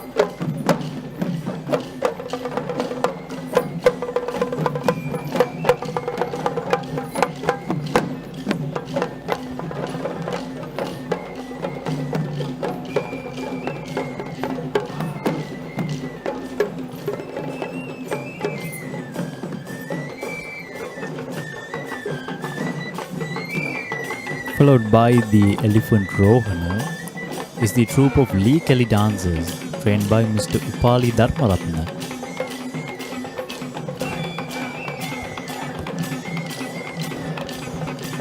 Lee Kelly is also an interesting folk dance of upcountry tradition that consists of performers having two wooden sticks on their hands, who shall dash them together in a rhythm individually and even among pairs or at times as groups.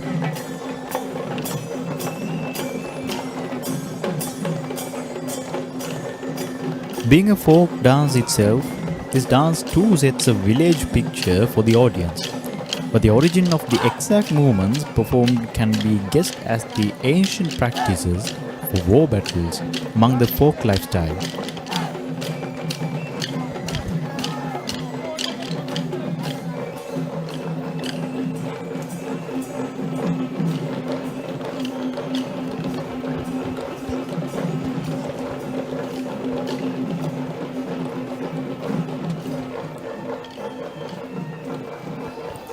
Followed by the Lee Kelly dancers are the Panteru dancers. who are led by Mr. Ruwan Marasinghe.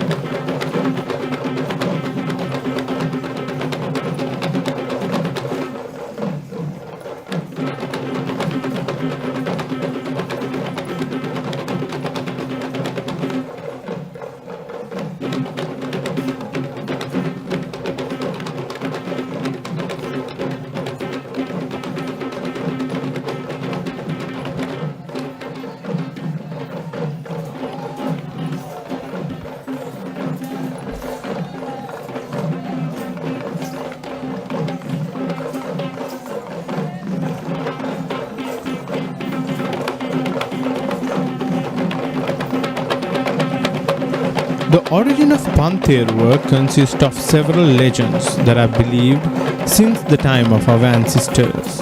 One such prominent legend describes that the Panthear was in fact a chakra of Asura that had gone to the hands of the Suryas during the Sura-Asura battle. The battle between the gods and demons as illustrated in the ancient epics.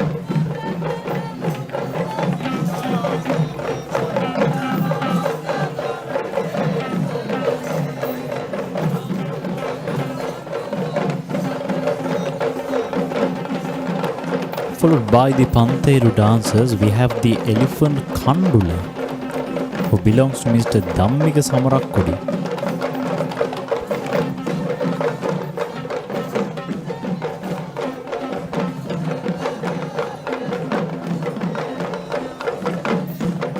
And on the mount of Kandula, we see the Gajanayake Nilame of Sri Natha Devala.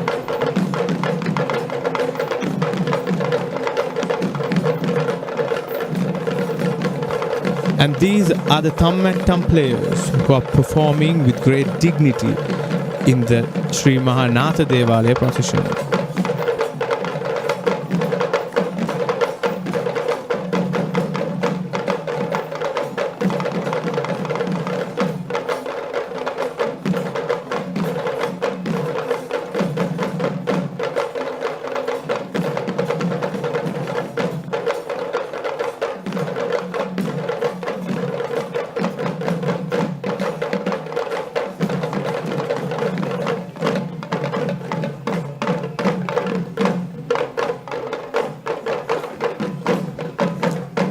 This troupe of Thammattama players and dancers are led by Mr. Ridhikama Jagat.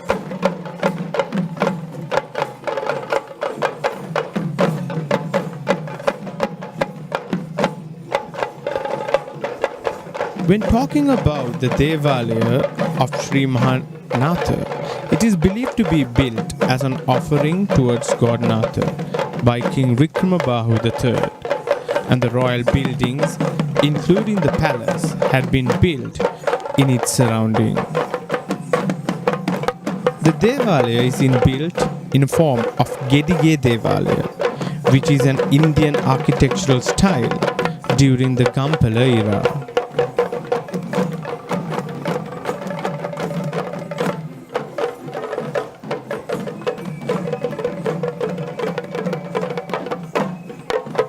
The Sumana elephant with a Buddhist flag bearer on his mount can be seen next. Sumana belongs to Venerable Boralande Nyanasara Thero.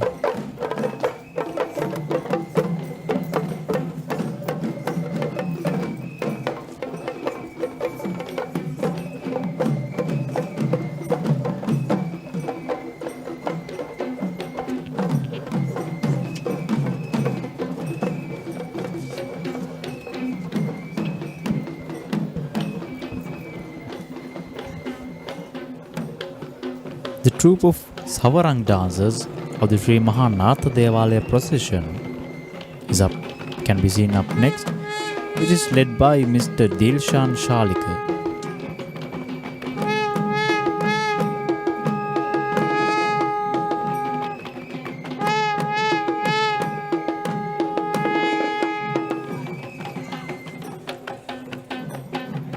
An amazing fact behind the Sri Natha Devala is that it was built during the sacred site, which was used for the naming and crowning of the new kings during the ancient Kandyan era.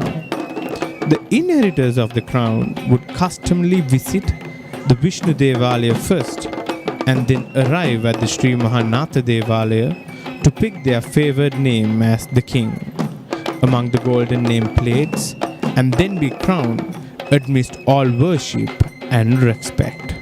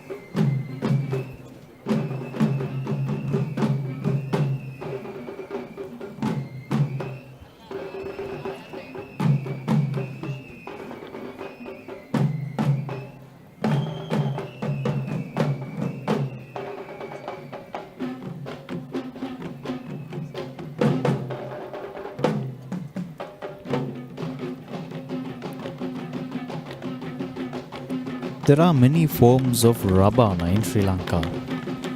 We have the Maharabana or Banku Rabana, which is a large drum that is played by multiple artists at the same time. The Virindu Rabana, that is played while singing comical verses of Virindu.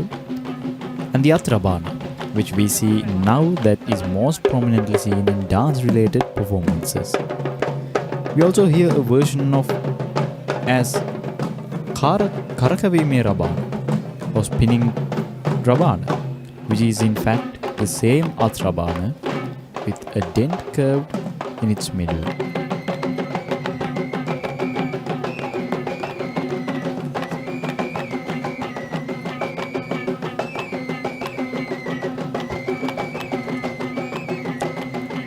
This is the Raban troupe, which is led by Mr. Anjanagama Devala.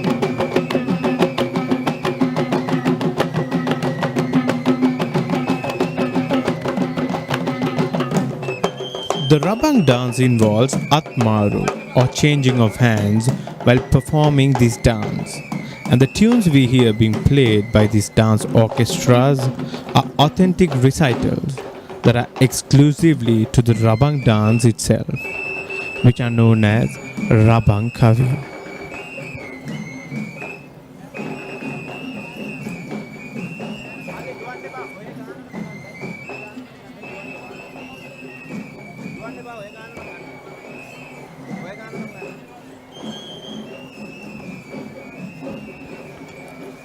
The elephant followed by the Rabang dancers is Tarindu, and Tarindu here has a Buddhist flag on his mount.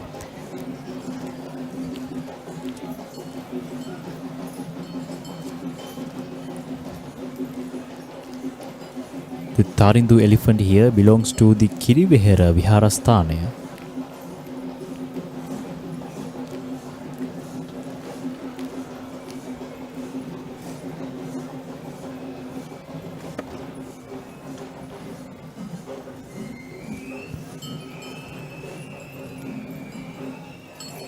The legend of God Natha takes us down through many cults in Buddhism, including the Mahayana and Theravada traditions, where he is predominantly associated as the future Buddha.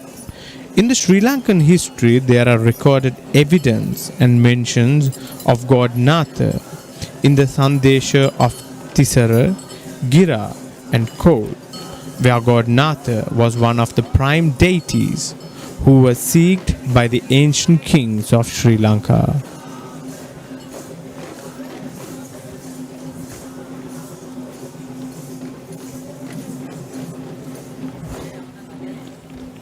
The troupe of Udaki dancers of Sri Natha Devala procession can be seen up next. This troupe is trained and led by Mr. Dhammika Tennakon.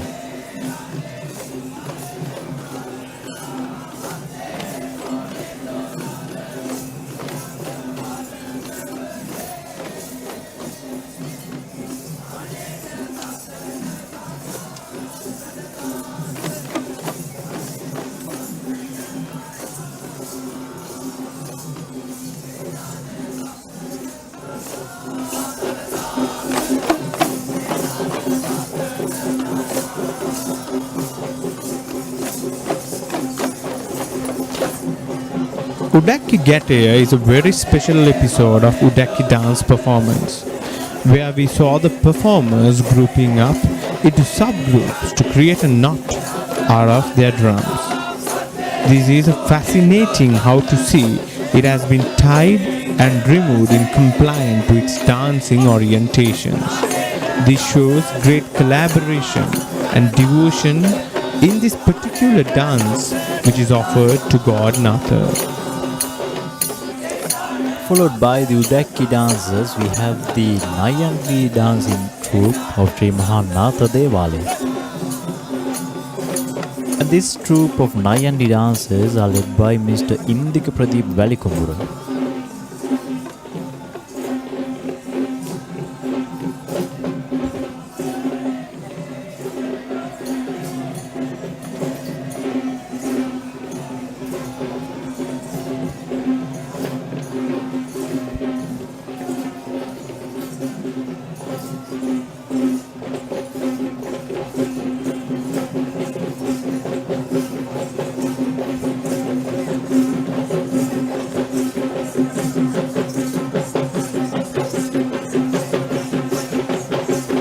Naiyandi dance is said to be belonging to classification of Rupanatam due to its visual richness and attraction.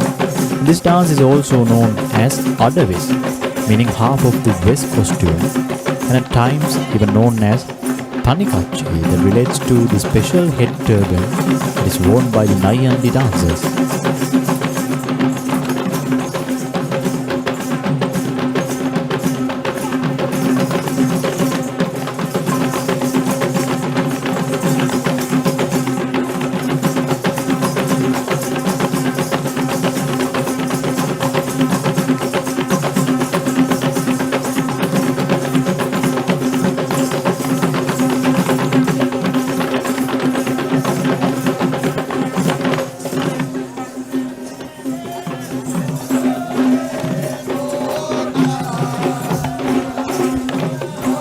The well-known fact behind God Natha is the belief that he is next in line to attain Buddhahood as Maitri Bodhisattva.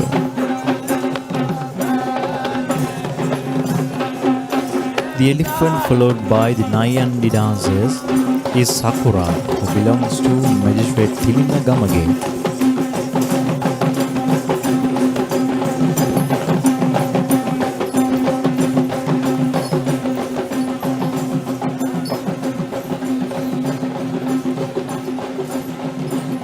Followed by Sakura is the West troupe of Sri Natha Devala procession. This troupe of West dancers are led by Mr. Vishuddhi Verapitiya.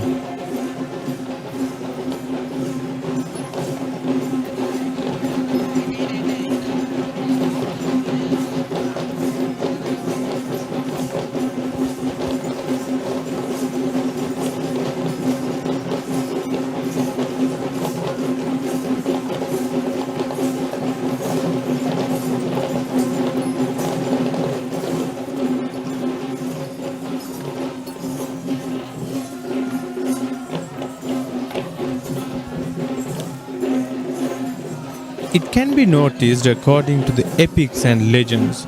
The iconography of God Natha is shown as a gentle young man of fair complexion who holds a lotus flower on his left hand and is in fact famed as one of the most dominant gods associated to the Senkadagala kingdom.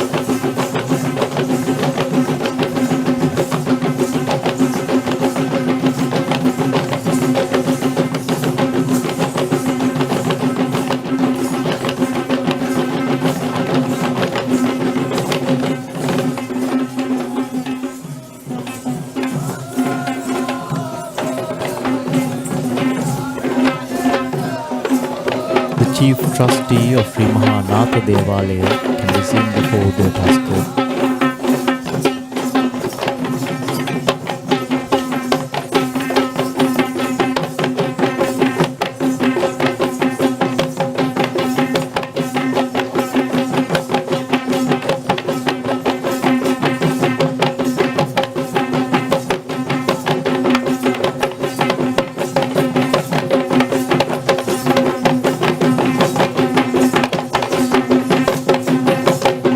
The second Randoli Perahera, the godly ornaments of Sri Natha Devala are being carried out by Veurukannala Arjuna elephant, who belongs to Venerable Karatutta Panyasila Theatre.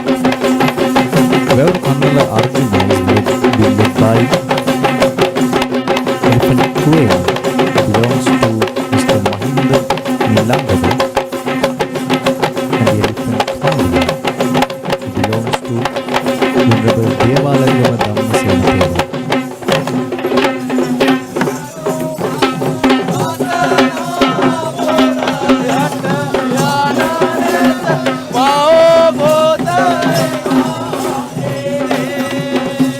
Let us now take a moment to feel the devotion and to worship the godly ornaments of Goddess Natha.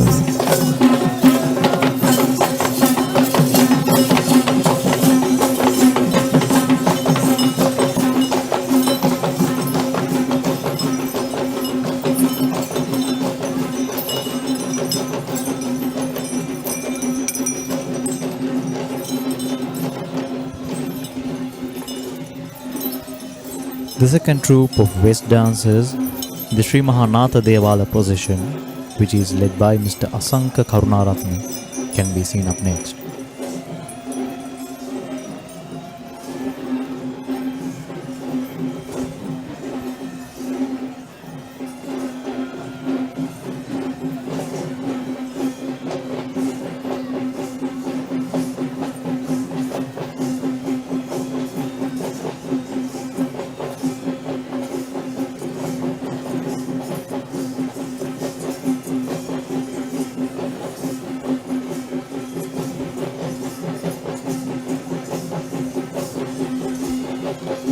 If we notice the main shrine that is dedicated towards God Natha in Kandy, adjoining the main building, there is a small shrine that is dedicated to God Gambara.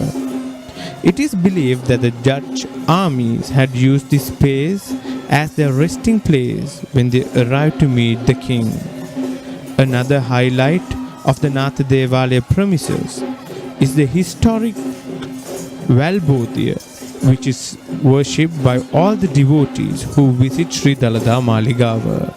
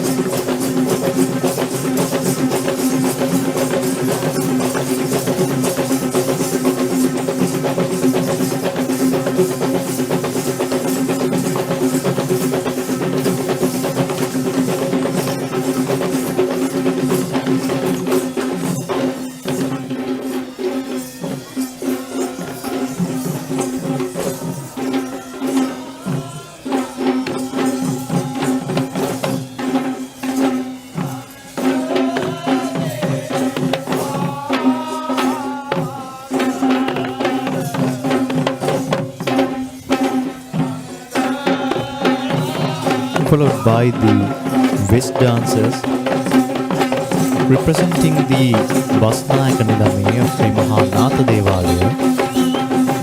The Gajanayake Nilame of Vegiriya Sri Natha Devala, Honorable Anura Sudanta Iriyagama, works along the procession of Sri Natha Devala.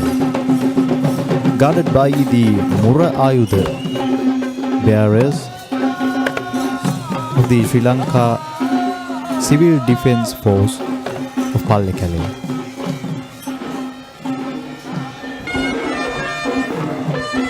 Now we are witnessing the commencement of the Sri Vishnu Devala procession.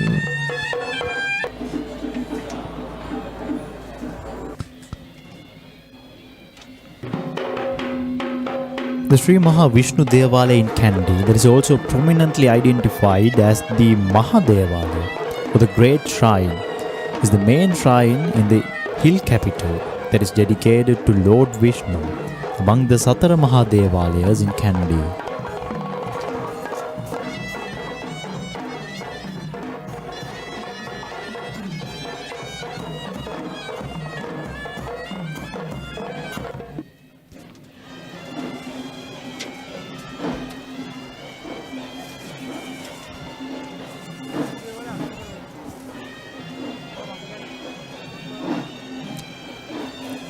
The troop of flag bearers of Sri Vishnu Devala procession can be seen first on the line,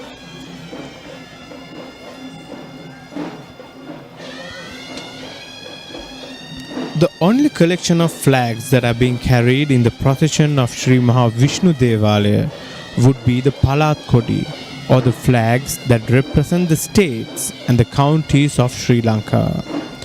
According to the ancient administrative divisions that was divided in history, the reason why we see these flags leading the procession of God Vishnu is simply to devote the fact that Lord Vishnu is the guardian deity of Sri Lanka, and his eye is bestowed upon all of these states and counties which are represented by these respective flags. After the provincial flag bearers of the Civil Defense Department, we have the elephant Suranimala, who is the first elephant of Sri Maha Vishnu Devala procession.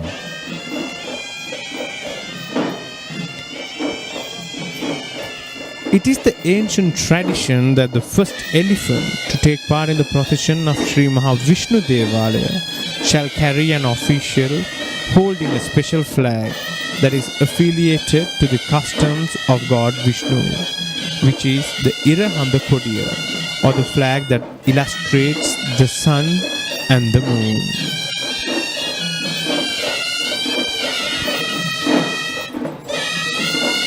The heavy sea troop of Sri Maha Vishnu Devala, which is led by Mr. Saman Priyantha Arambekudara, can be seen up next.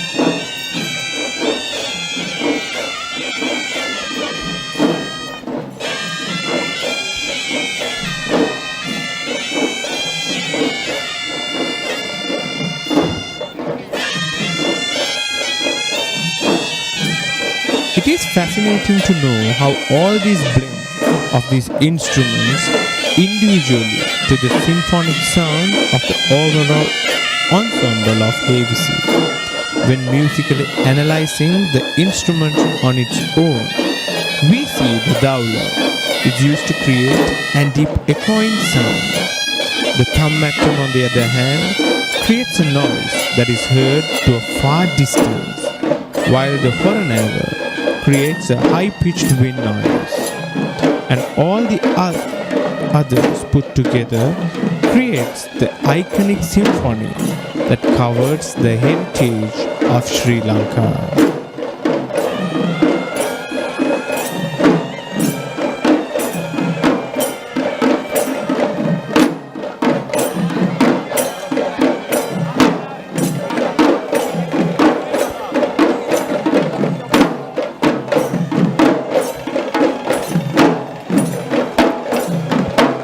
Getting back to the Devala, the Devala is located northeast to the Sri Maligawa, which is accessed easily via the Rajavida, and is considered as the most prominent religious site in Kandy that is only seconded to the Sri Maligawa.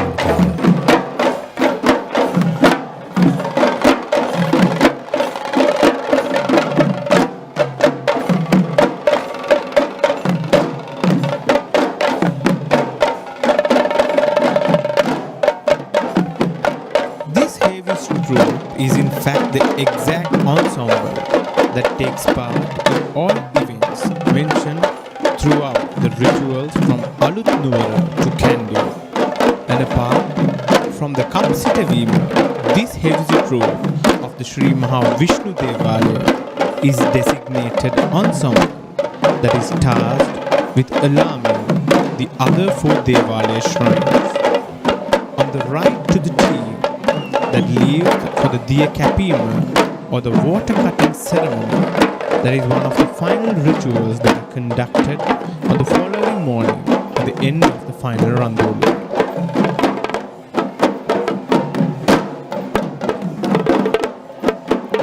The Gajanayake Nilame of Sri Maha Vishnu Devala on his mount, the elephant Dhammappala is the blue.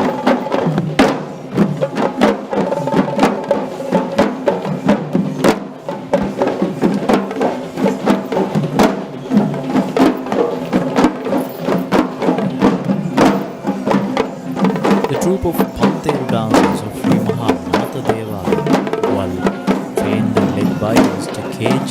Dharmasi, is next up in the line. This troop of Pantheru dancers consists of 10 drum artists and 20 dancers. Among the many legends behind the evolution of the Pantheru work, one such story describes how this Pantheru is in fact the Chakrayudaya, or the Sudarshana Chakra of Lord Vishnu. The illustrated appearance of Lord Vishnu is portrayed as a deity with 4 arms, holding 4 different objects: the lotus flower, the conch shell, the mace, and the Sudarshana Chakra.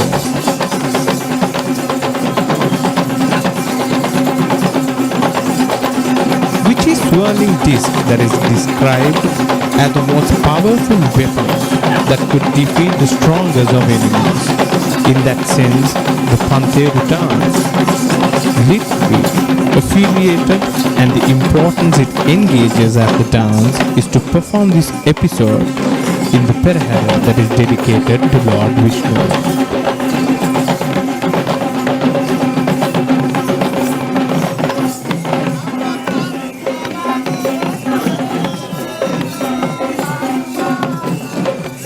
Followed by the Pantheru dances is the first duo of elephants of the Vishnu Devala. On the left, we have Surani elephant, and on the right, we have Chotinake.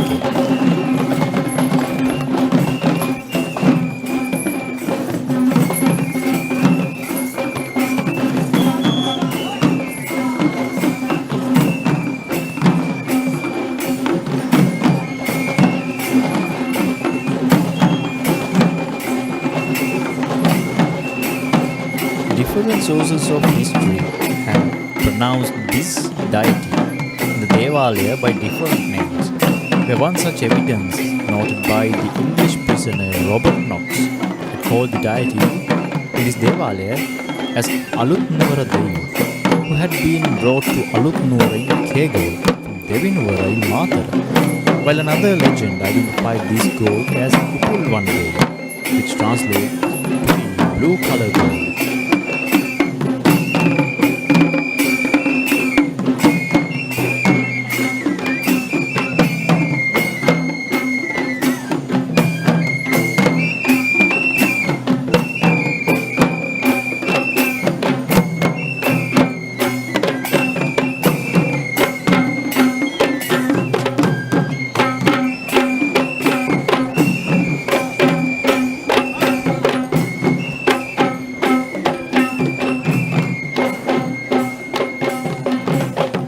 Followed by the duo of elephants, we have the Sabarang dancing troupe of Sri Vishnu Devala. This troupe is being led by Mr. Rowan Talgahagore.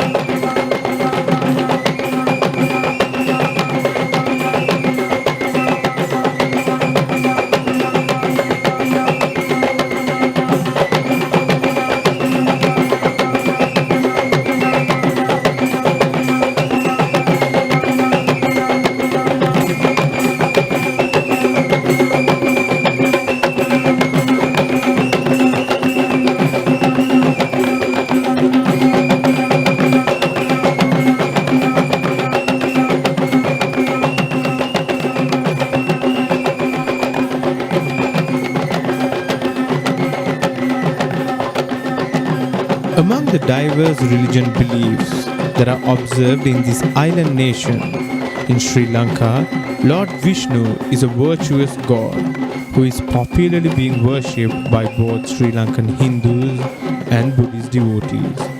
He is known by 108 other names, including Hari, Madhava, Venkateshwara and Narayana, apart from the Sri Lankan recognition as Upulwan.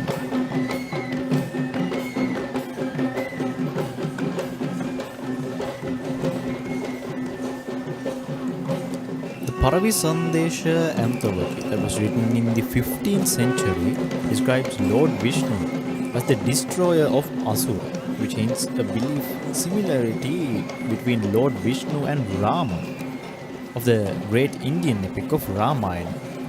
Interestingly, the poetic anthology of Ahalepula Varnanal that was written in the 19th century calls this shrine as the Rama Devala, the shrine that is dedicated to Rama.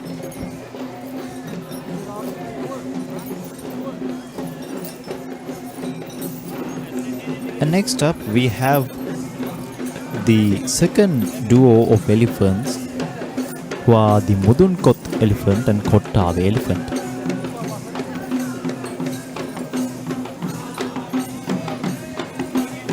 And followed by that duo is the troupe of Udaki dancers of Sri Maha Vishnu Devala.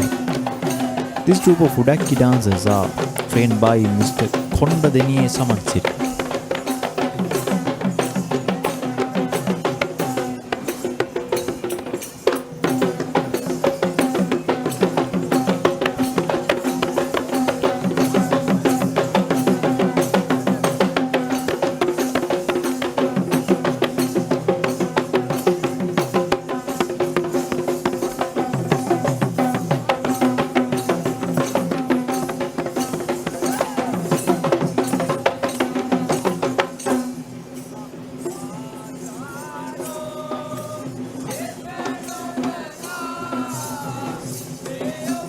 The concept of Trinity in Hinduism, which is known as Trimurtiya, consists of three main gods, namely Lord Brahma, the creator of the world, Lord Shiva, who is the destroyer of the world, and Lord Vishnu, who is the preserver of the world.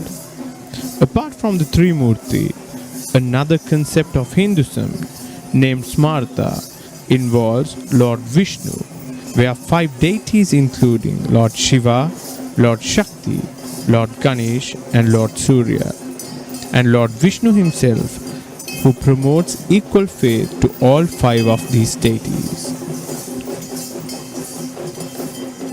Followed by the Udaki dancers, we have the duo of elephants who came from all the way from Pinnaval. And on the left we have Gamunu Kandula elephant, and on the right we have Gagana elephant.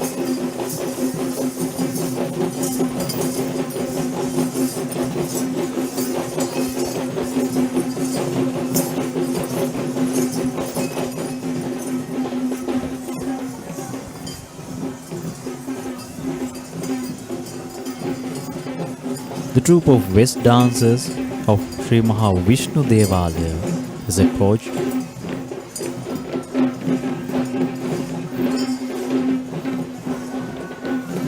It is believed that the Sri Maha Vishnu Devala in Kandy was built by King Senarath between 1604 to 1635. During the time in which the Upulwan Devala in Alutnuara was destroyed by the Portuguese in the midst of their Kandian invasion. With the rulers of the Naiyaka clan, who are of Indian origin from Sri Lanka, the Upulwan Devala was transformed to a Vishnu Devala based upon their original beliefs.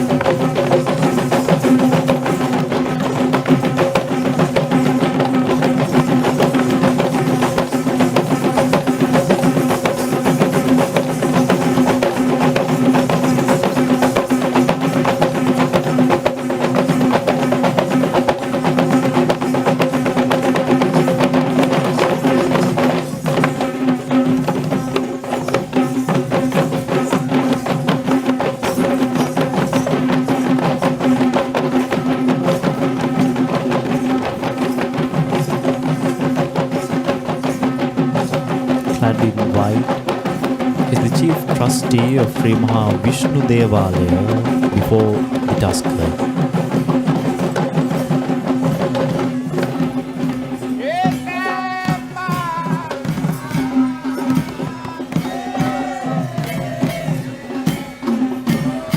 The tusker, who's carrying out the godly ornaments of Sri Maha Vishnu Devala today, is the tusker Heyantudwe Rama, who is being accompanied by Biagamarani and Alapatha elephant.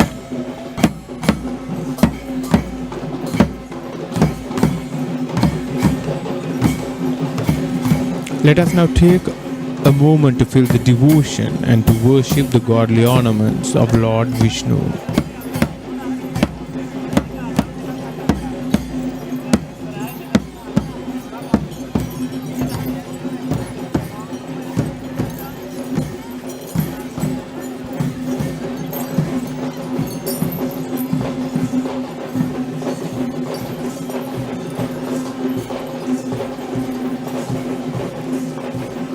The second troupe of West dancers, who are also trained by Mr. Kondadeniye Samansiri.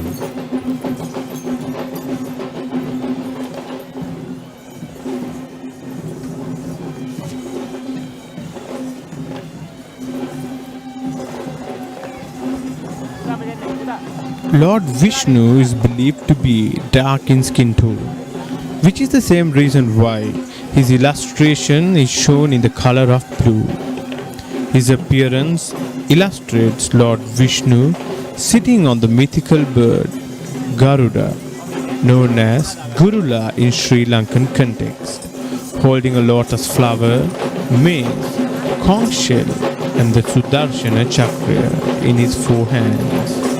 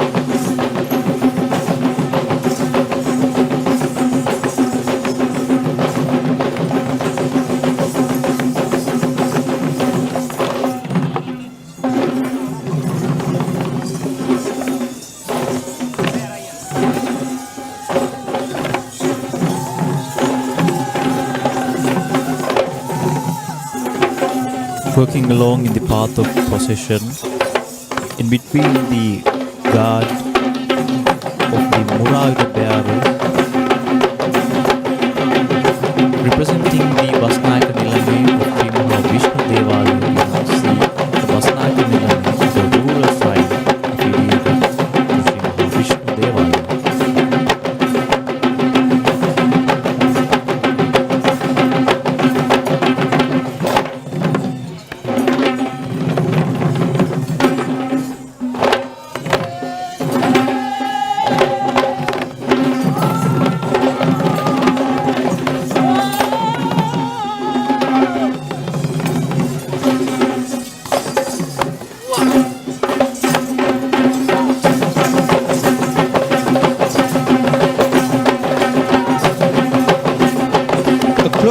On the procession of Lord Vishnu, the elements which was mentioned earlier, the lotus flower, mace, conch shell and the Sudarshana chakra have now become the unique features of this Perahera segment itself, where we see the dominance of the color blue throughout this Perahera of Sri Vishnu Devala and his godly weapons being illustrated on the elephant costumes too.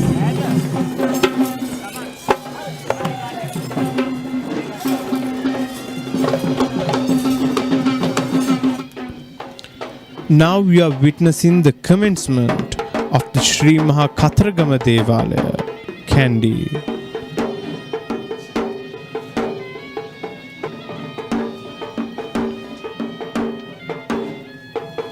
The Sri Kataragama Devala in Kandy is one of the key places of worship that are dedicated to Lord Kataragama in the city of Kandy.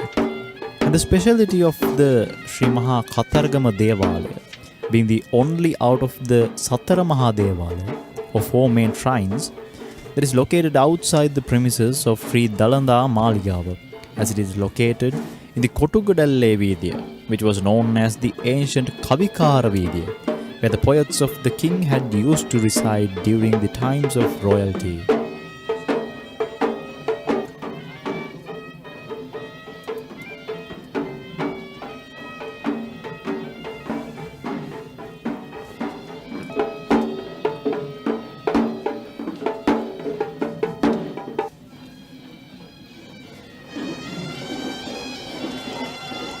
troupe of Buddhist flag bearers of the Sri Kataragama Devala procession can be seen. And these flag bearers are the officials of the Civil Defence Authority.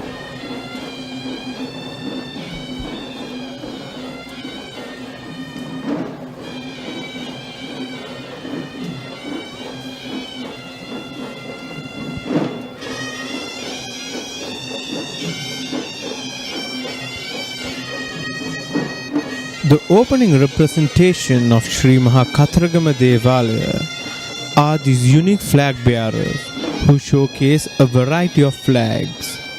The flags that lead the way of illustration of King Rabana, who is the ancient king of Sri Lanka, who connects the Indian epic of Ramayana to Sri Lanka. The reason why we see the flag of Ravana being led ahead in this procession to communicate a belief of Lord Kataragama.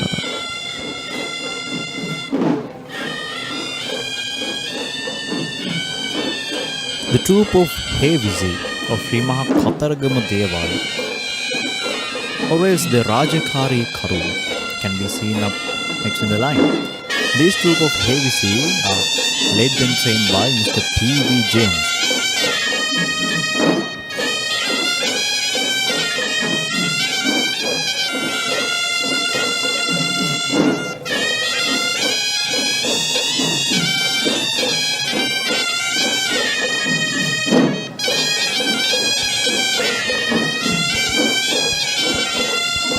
The Hevisi troupe of Sri Kataragama Devala too is quite notable when compared to the other troupes of the Hevisi due to the difference in its tune and tempo. The style of Hevisi not just depends on the regional or situational variances but also varies among the several lineages that perform this traditional duty.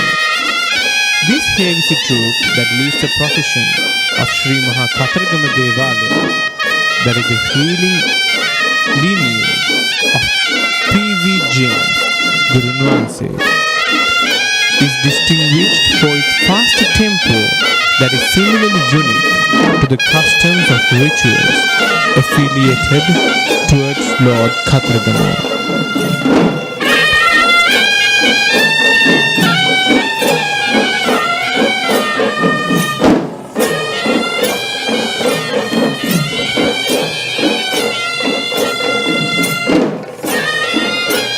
Another important feature is the large windpipe known as the kombua, which we did not witness in the other parts of this procession, making this Hevisi troupe quite notable from the other four Devalayas of this grand procession.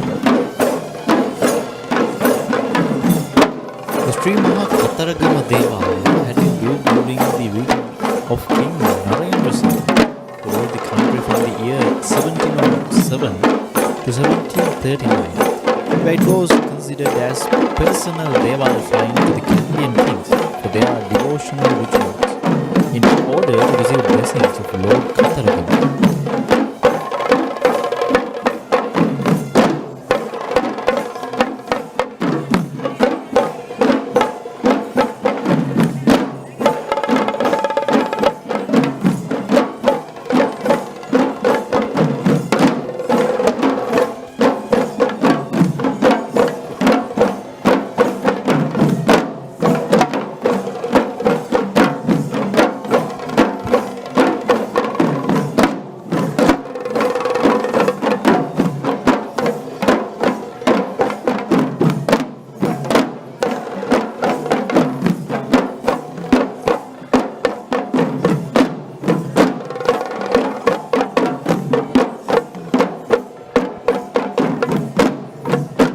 The Perahera performs across many streets that occupy the Kandy town. Once it steps down from the Dalada Vidya, it passes down to Mahamal. An interesting fact is that the symphony played by the Hevisi troupe shall change once they turn into a new street or video. And the same Valinadi series of steps are performed as the transition movement in between the changing tunes.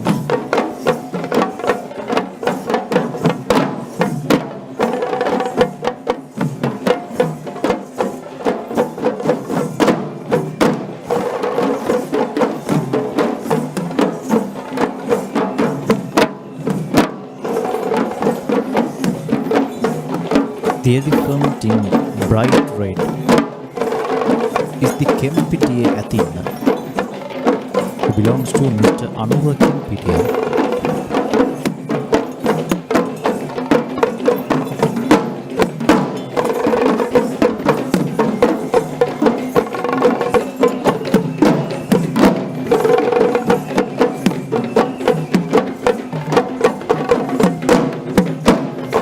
This is the troupe of Chamara dancers of Kataragama Devala.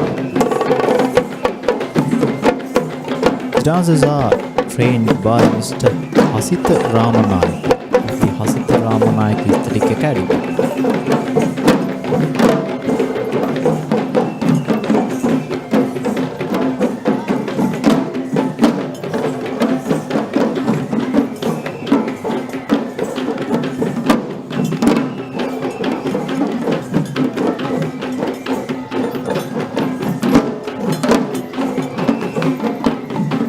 According to the legends of Lord Kataragama, or the god of war, is a divine deity who is worshipped as Skanda Kumara or Muruga in South Indian traditions,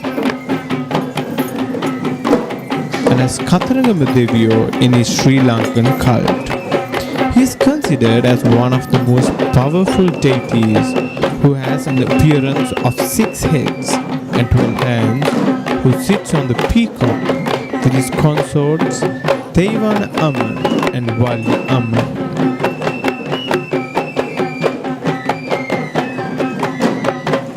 Shrines dedicated to gods are referred as Kovi and Deva in general singlism, but has its differentiations based on the practiced culture of traditions. Kovils are usually managed with pure Tamil cultured practices of Hinduism, while Devalas have a certain degree of Sinhala Buddhist influence.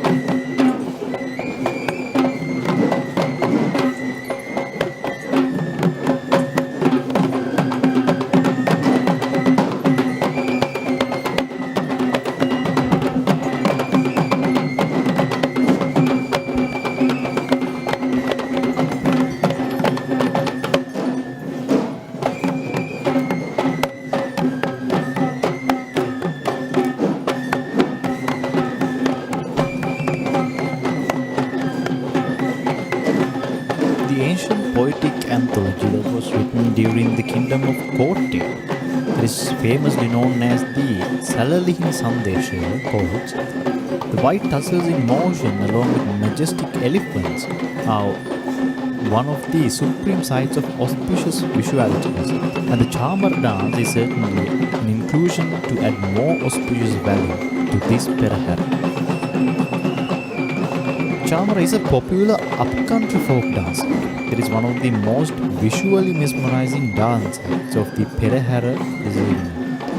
The Chamara is a white tussled object that was used historically as a fanning tool to the sacred tooth relic. Sacred rituals and prominent individuals, including the royalties.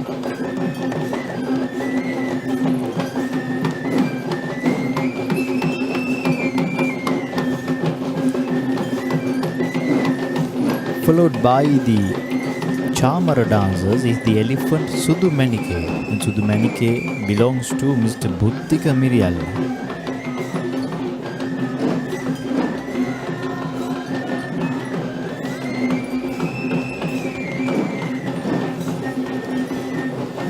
The elephant Sudumanike here carries the Gajanayake Nilame of Sri Maha Kataragama Devala.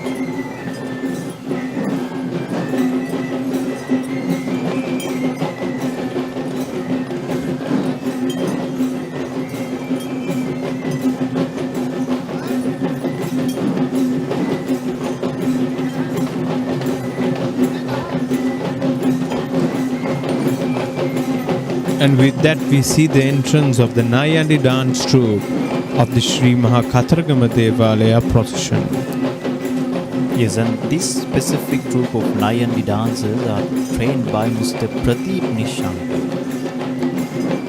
of the Sri Pratibha Aesthetic Academy in Polmal.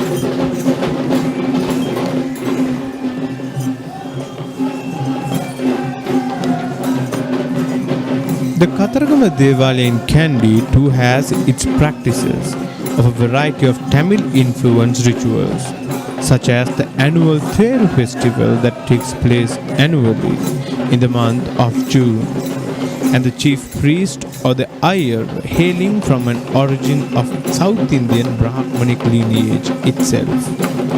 But the Buddhist affiliation of the shrine is not less, especially with the administration headed by the Sinhalese Gajanayake Nilame and the Buddhist temple that is located within the Devala premises itself. And that's what makes this shrine a Devala instead of a traditional kovil.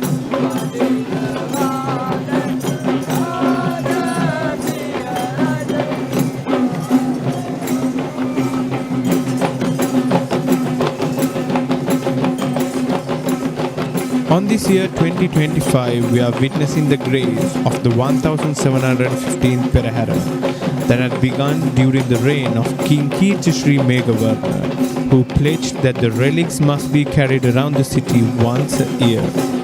And this tradition still continues, followed by many succession of kings.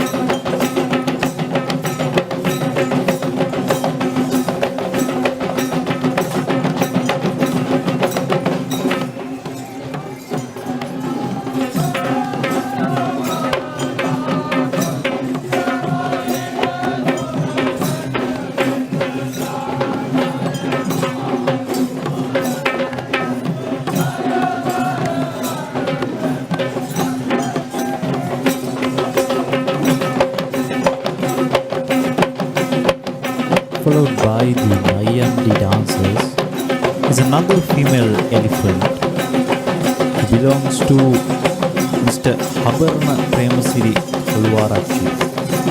This elephant is big.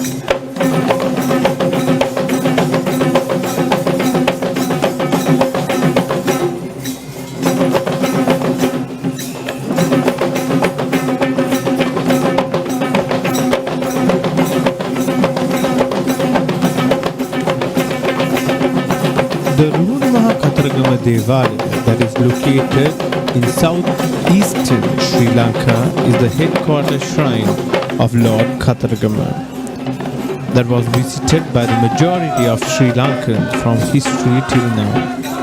And it is believed that there is a practice of the ancient Kandians to first worship the Sri Kataragama Devala in Kandy before commencing their pilgrimage to the sacred city of Kataragama.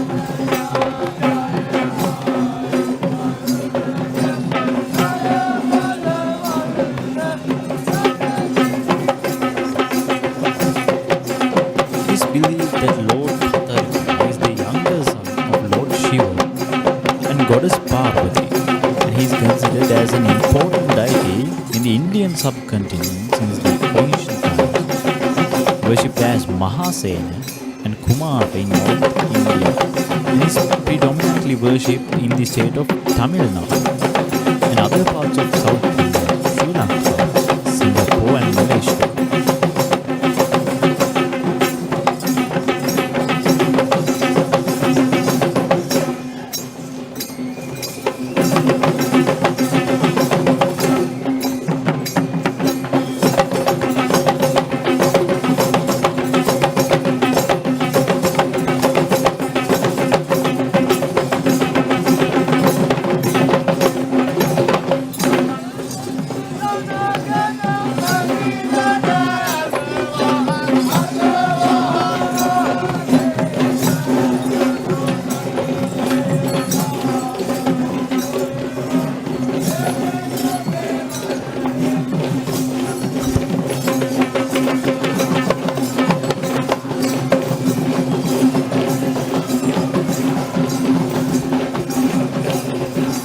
Attribute among all these performers and elephants who are taking part in the Perahera is being prudent in three virtuous qualities: being faithful to the task, being disciplined in what they do, and of course being skilled in the practice of what they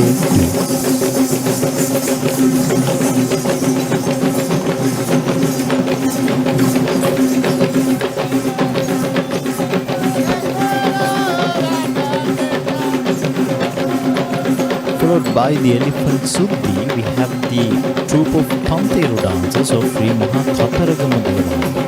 The specific troupe is being trained by Mr. Nimesh Nivantakar.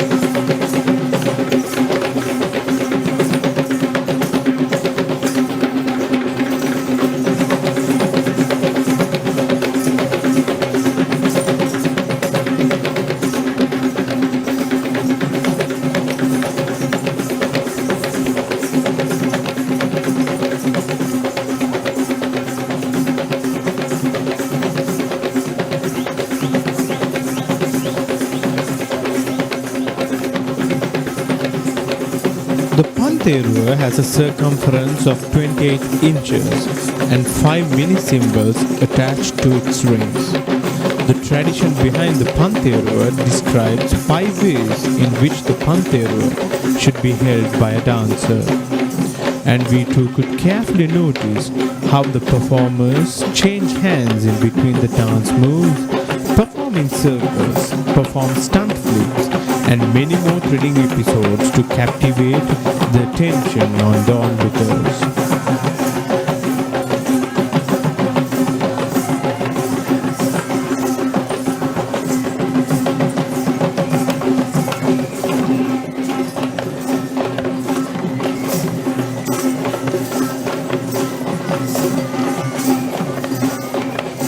The elephant in red, followed by the Pantheru dancers, is the elephant who belongs to Mr. M. Roshan. This is Sita. Sita has a brass umbrella on her arm.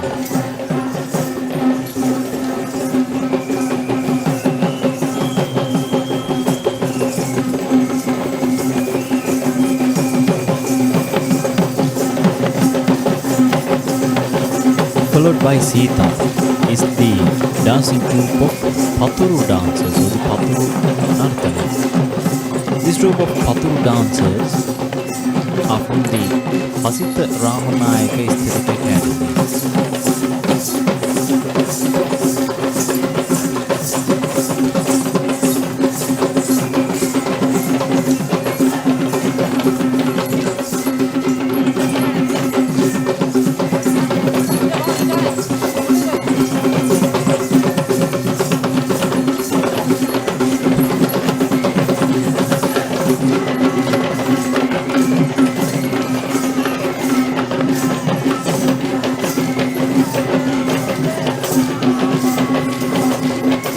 An ancient poem translated from the book of Sangarajavata recites the story of Kandy Esala Perahera as follows.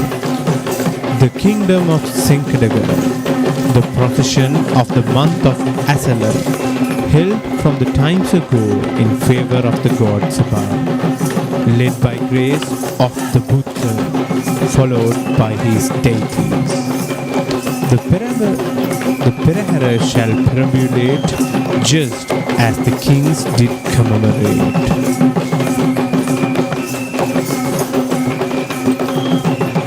Just like the other gods, Lord Kataragama too has a weapon unique to himself, known as the Vela, along with the other symbols such as the peacock and the red color.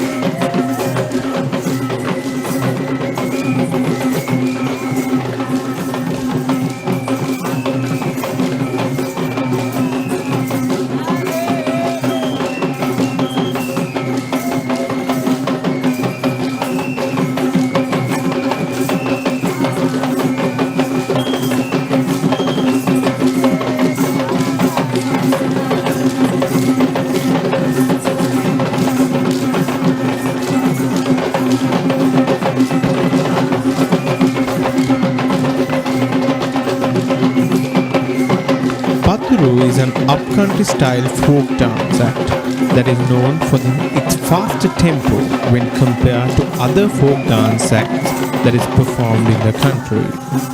The dancers hold a set of wooden splinters known as paturu on one hand, and they perform to the beat of the upcountry gatabere drum and the melodious flute while clapping the splinters on various designated parts of the body.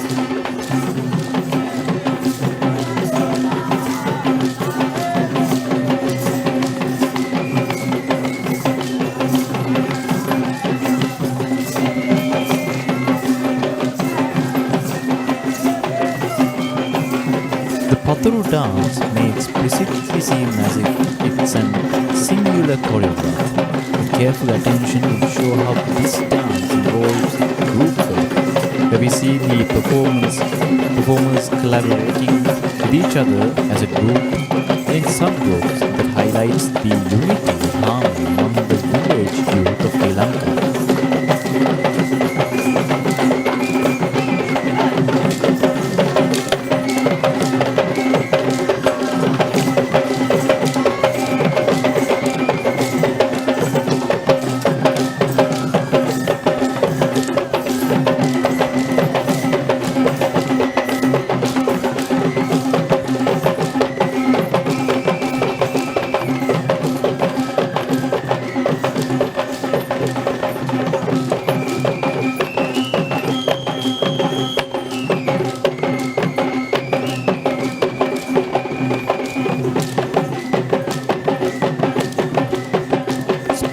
Folk dancers in Sri Lanka, we are able to notice several notable characteristics such as simplicity, the group collaboration, using of props, enjoyment, and recital of poems. In fact, the building blocks of rural folk dancing implies the social connections between the villages where the dancing acts too include several episodes of interactions among them.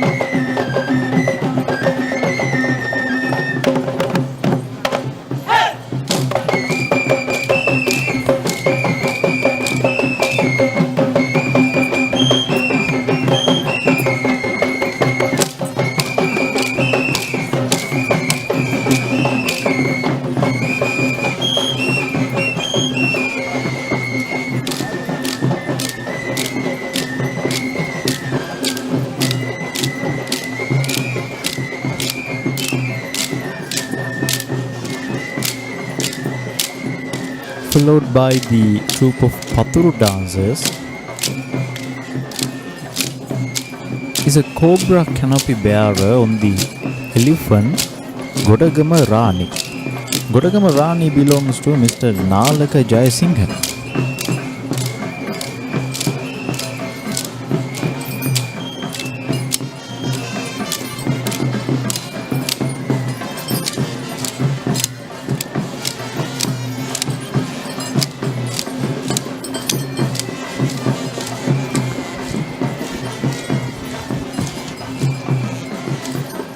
And with that we see a temper-turning performance, Kavadi.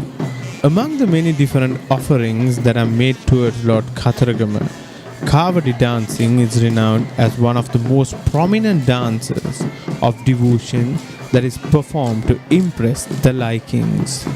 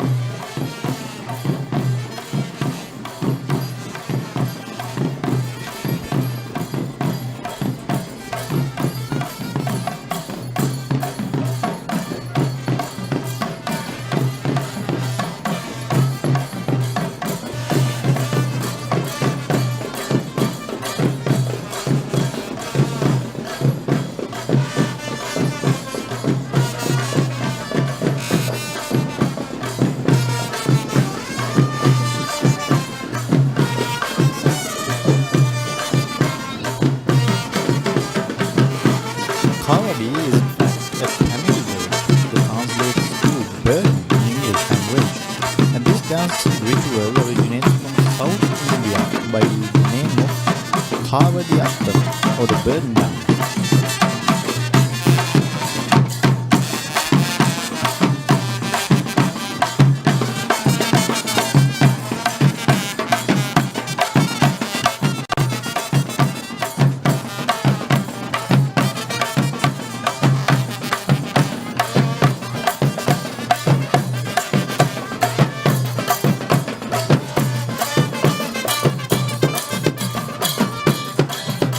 Devotees believe that Lord Kataragama is impressed by the energy and Kavadi dancing, and it is one of the key interpretations where the performers hold the hillocks known as the Kavadi or physical burden, a small semicircle shaped wooden prop with peacock feathers attached to it, on their shoulders, and dance to the fast tempo of music in with the full flow of energy, while at times the more authentic form of Kavadi is performed without the single practice of choreography.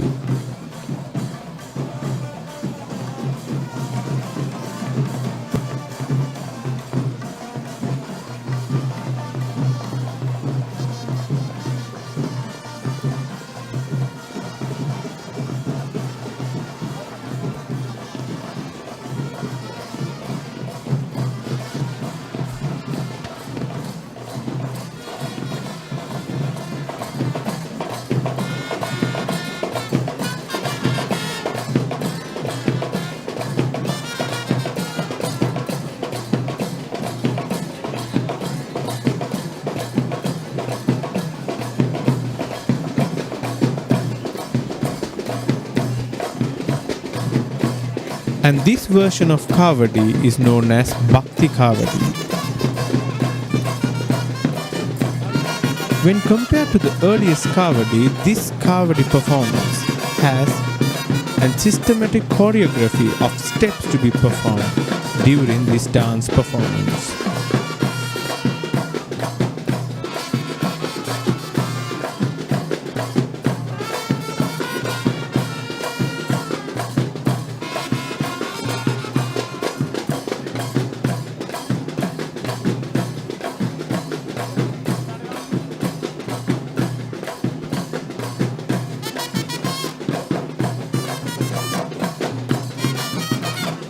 Where in this variant of Bhakti Kavadi, the uniqueness is that it is lifted after being offered to God with 120 peacock feathers attached to it, with the belief that even 100 people cannot lift the hillock apart from the designated devotee.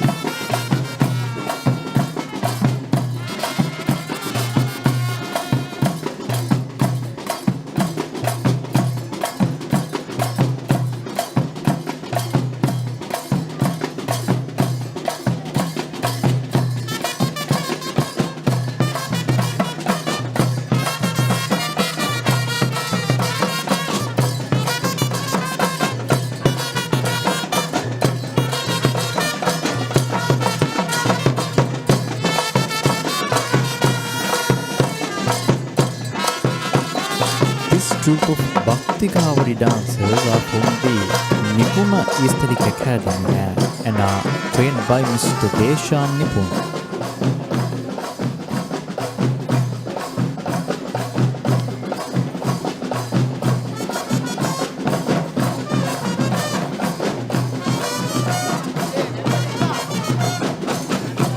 Followed by the troupe of Bhakti Kavadi dancers is the Monaru dancers or the peacock dancers. This group of peacock dancers are from the Trishul Aesthetic Academy and are trained and led by Mrs. E.S. Kalyani. The vibrance of this procession is multiplied with the many peacock dance coming into the picture. Sri Lankans identify the peacock as a unique creation of nature due to its distinct feature of physical appearance. But the speciality of the peacock in this particular dance or the Perahera is beyond its attraction, as this dance depicts the beauty of a peacock as a godly vehicle of Lord Kataragama.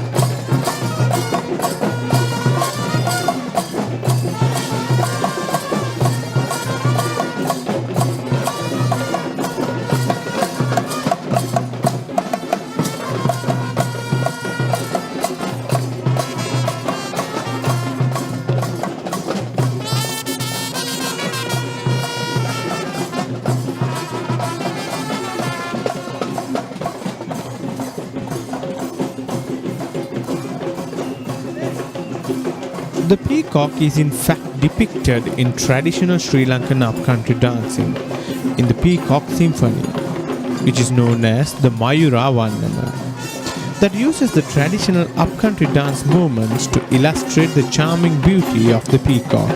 But this dance is rather a creative dance that is not connected with the Sri Lankan Mayura Vannama, but instead much similar to the Mailatam dance that is rooted to the South Indian states of Kerala and Tamil Nadu.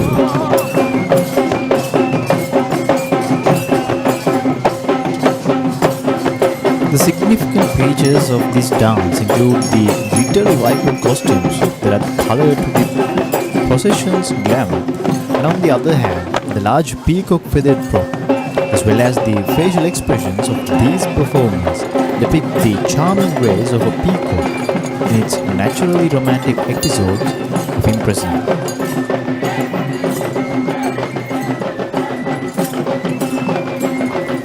The duo of elephants were Hironi and Hazel, who belongs to Mr. Ajit Galage, followed by the duo of elephants are the troupe of Talam dancers of Sri Maha Kataragama Devala.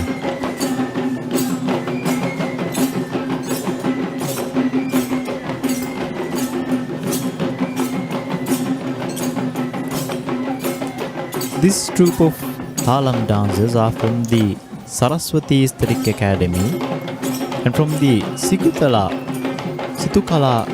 Aesthetic Academy, and they are trained by Mr. Ajit Premadasa, son Vaman Madhushankar Premadasa.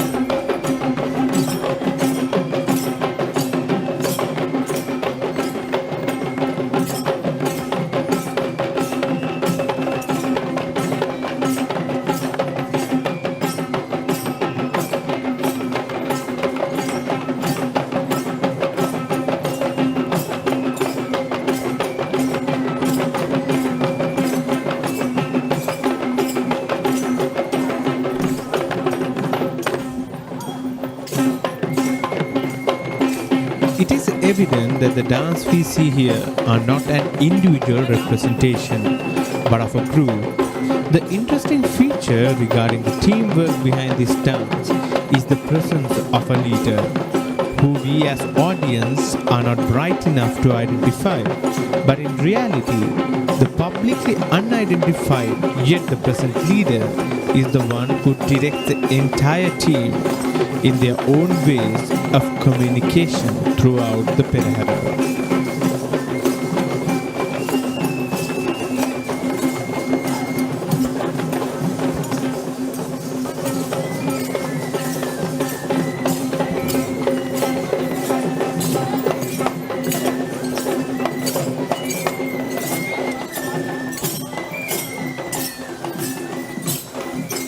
The duo of elephants dressed in white and red are Denuka on the left and Sandali on the right, and these two elephants belong to Mr. Ajit Galage.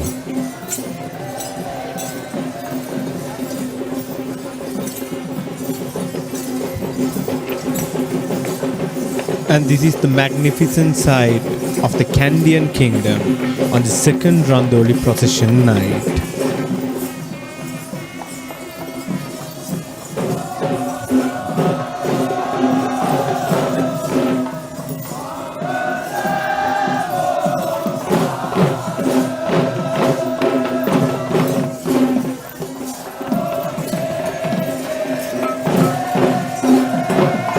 The troupe of West dancers of Sri Maha Kataragama Devala procession. The West dancers of Maligawa Aesthetic Academy, who are being trained and led by Mr. Maligawa.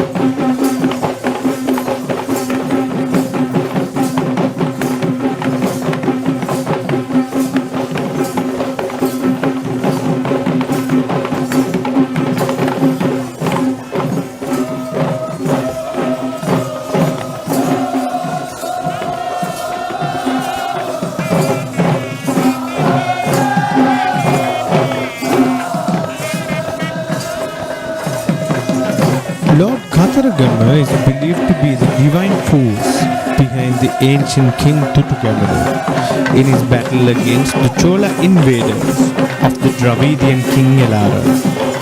The present Ruhunu Maha Kataragama Devala was in fact the commitment of the vow that was made by King Tutugamanu, who built the Ruhunu Maha Kataragama Devala. Inaugurated its Asala festival that commemorates the divine marriage between goddess Kataragama and goddess Vali, and commanded that the procession needs to be held annually, regardless of any circumstances. Still, the eternal existence of the sun and the moon.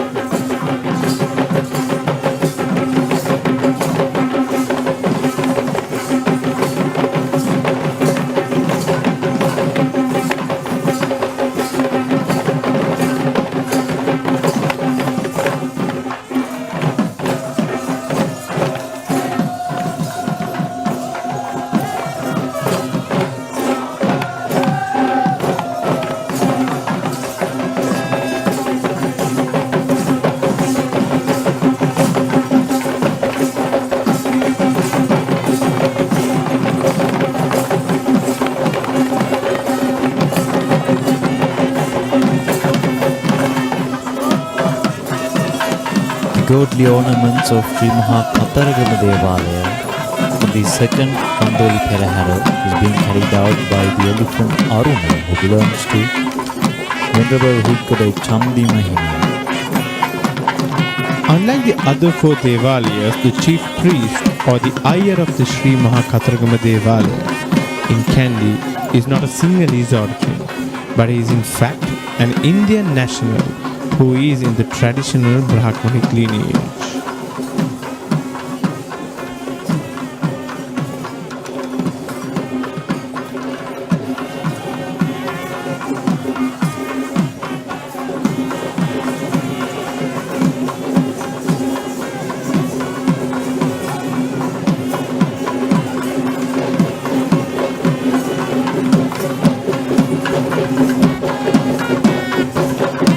The elephant Aruna is being accompanied by the elephant Esala, who belongs to Venerable Katukasthura Sarada Thero, and the elephant Bibila, who belongs to Mr. Udara Galapatti.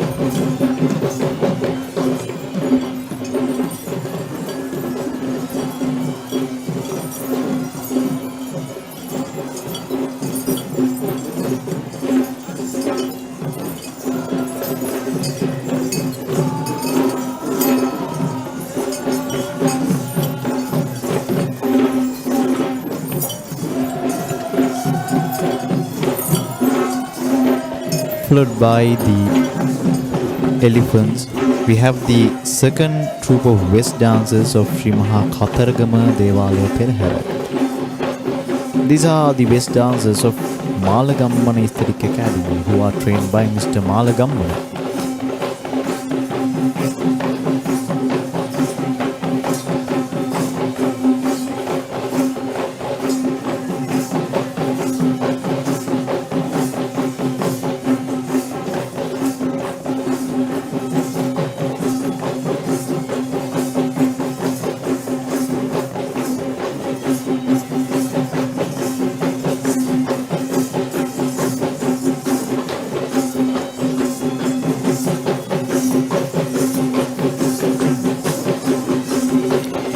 The god of Kataragama is mostly represented with an iconography with 6 faces that symbolizes of his 6 divine powers or attributes. The first which radiates the light that dispels darkness. The second that expresses compassion and pity for human. The third that shows goodness and gentleness towards the peaceful. The fourth that shines the beautiful as a moon while exploring the fertile. The fifth that blesses the victims of the battlefield. And finally the sixth is the kind husband who shows love to both his consorts.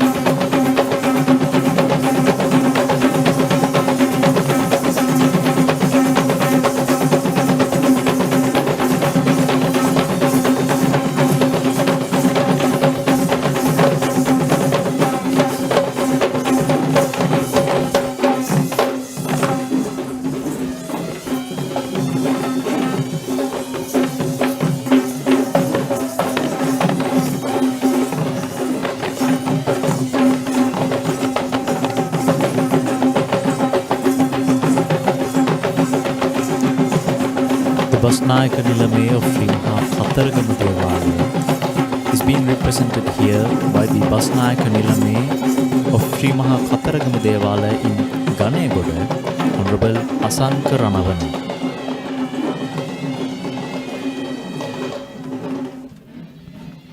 And this is the commencement of the Sri Patini Devala procession. The Sri Patini Devala in Kandy is the only shrine of the Kandian Satara Devala that is dedicated to the virtuous goddess Patini, who is also the only female representation among the guardian deities of the sacred tooth relic. This Devalaya is located in the premises of Sri Dalada Maligawa, which can be easily reached via the Deva Video and is separated from the Sri Natha Devala from the ancient Akridu, which used to be the resting ground for the royal elephant. Now we see the Buddhist flag bearers in Sri Patini Devala procession. These flag bearers are the officials from the Civil Defense Department. The troupe of heavy artists, who are also known as the Rajakari Karwan of Sri Patini Devala, can be next in line. They are being led by Mr. M.G. Palithalashan, Mr. M.G. Sisena and Mr. M.G. Premadasa.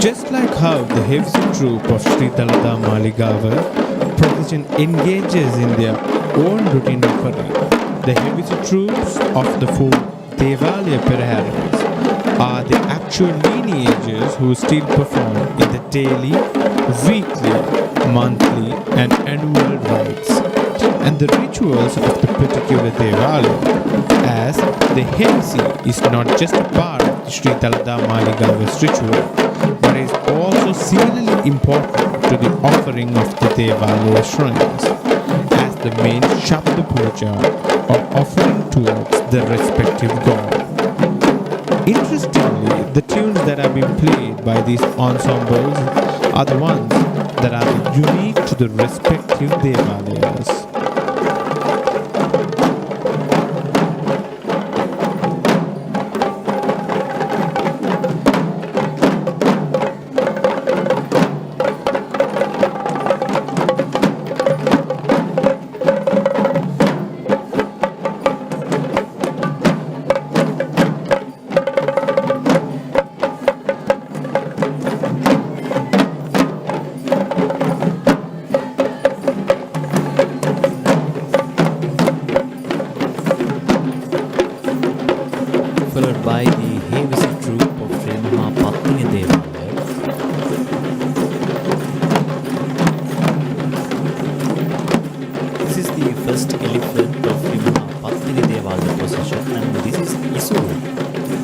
Visuru elephant belongs to Venerable Urlavate Dhammarakita Nayaka from Mahiyangane Rajamaha Vihara.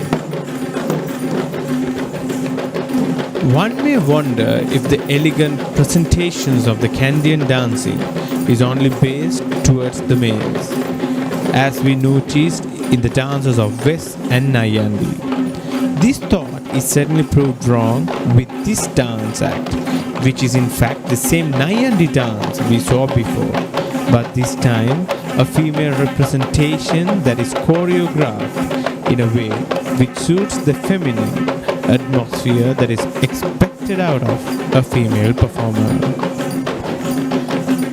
These female Naiyandi dancers are the dancers of Ketumati Aesthetic Academy in Murutala. They are being trained by Mrs. L.K. Suryavara. The theories of Kandyan dance classifies such female dance representations as Nari Nata, which translates to the dance acts which are specifically designed to suit the manner and order of females. Being an Asian country with long-standing affiliations of Buddhists, ladies of our countries are known to be and are traditionally expected to be modestly conservative in both walk and talk, especially with great female idols such as Lady Vishaka, Princess Hemamala and Goddess Patini herself, to whom Sri Lankan ladies look up to. Followed by the female Naiyandi dancers, we have Palmadulle Ratna with a Buddhist flag bearer on the mount. Palmadulle Ratna belongs to Venerable Bengamue Dhammadinna Nayaka Thero of Galpottava Rajamaha Viharasthana.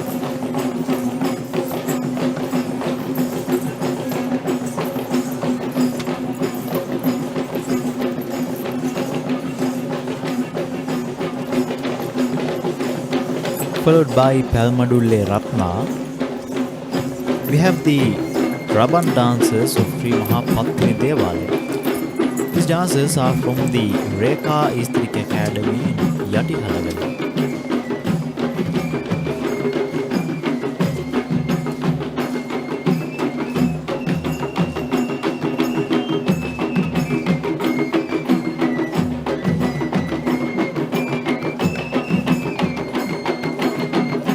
It is believed that this Patini Devala is at least 4 centuries old, as there are written evidence of Perahera that had been held during the reign of King Rajasingha II. According to folklore, the statue of goddess Patini at this Devala was brought from the Maligawa Patini Devala during the time of King Vimaladarma Surya I. Even today, the statues at Maligawa Devala and the Kandy look similar. And this evidence suggests that the Sri Patini Devala in Kandy goes back to 16th century in history.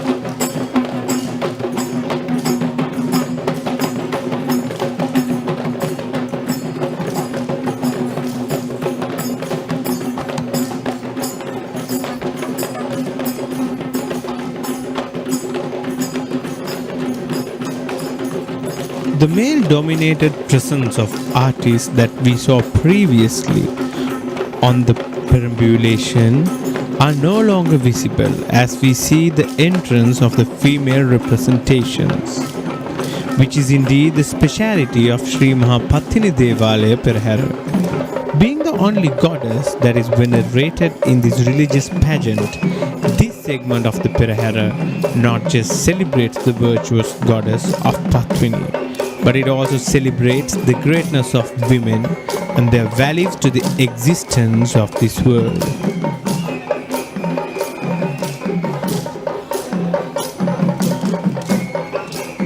Followed by the Rabana dances, we have the Paturu dance in troupe of Sri Patini Devala. These dances are from the Nishanta Navarangala Aesthetic Academy.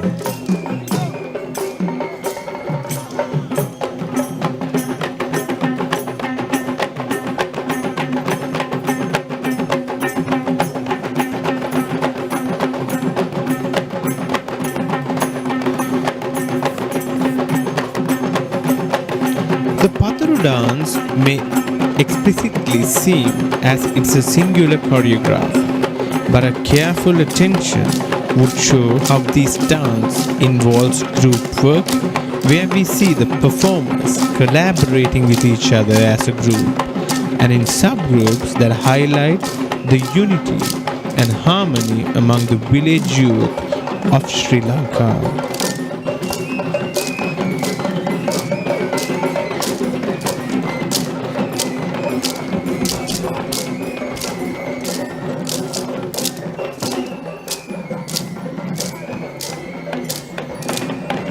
Followed by the Pathur dancers, we have Podi Raju on the line. Podi Raju belongs to Mr. Chamila Bandaranayaka. Podi Raju here has a cobra canopy on his mount.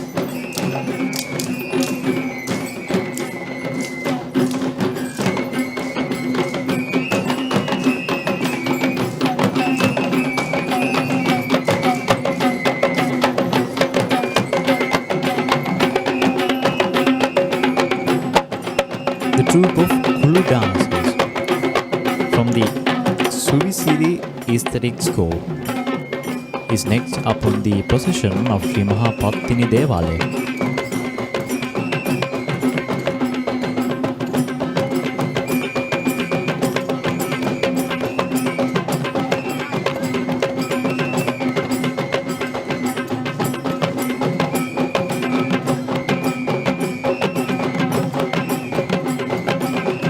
It is the norm that goddess Patini is also affiliated as the goddess of prosperity, and the said virtue of prosperity is symbolized in this Perahera in the form of the agrarian dance that depicts the roots of prosperity in our economy.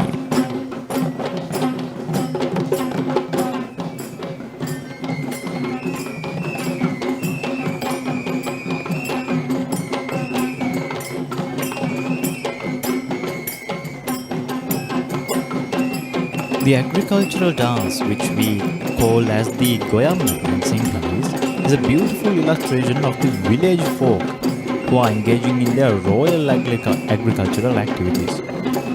Sri Lanka is in fact known since history as the granary of the East, a country that is blessed with the soils that can flourish any crop, and this is the same reason why Sri Lanka is powerful in its primary sector of economy.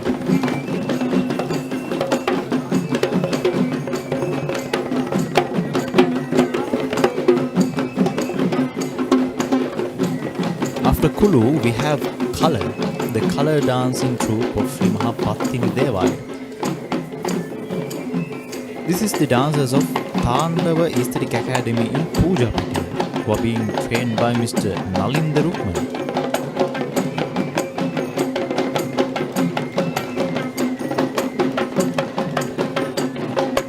This is once again a folk dance that unites the village lifestyle in one's artistic picture to the audience. To have a glimpse of this simple lifestyle that still nourishes a village with smiles, despite the hardship that they experience. This is the certain objective of Buddhism, to understand life and to live in custom to the middle path, as explained by the doctrine of the great Lord Buddha.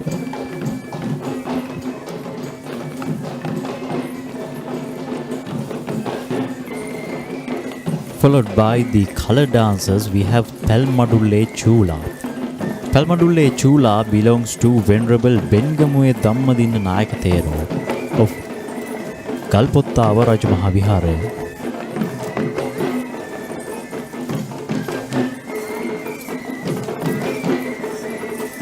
Behind Chula, we have the Sabarang dancers of Sri Patini Devala. These dancers are from the Lanka Aesthetic Academy in Dalada.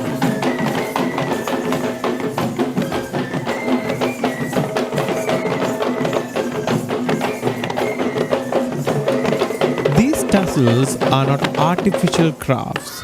In fact, this is known to be the tail hair of the same martyr who lives in the tip of the Himalayan mountains.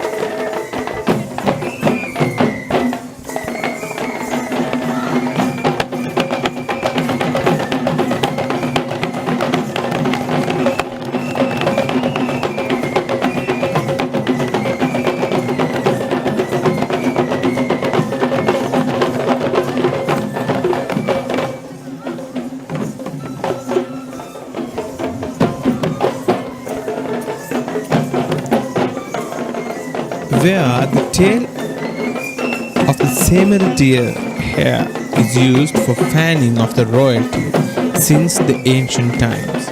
It is believed that there is no cooling breeze than the air fanned by the samurai tail, and this is why the fanning using these tassels are sometimes known as samurai salima.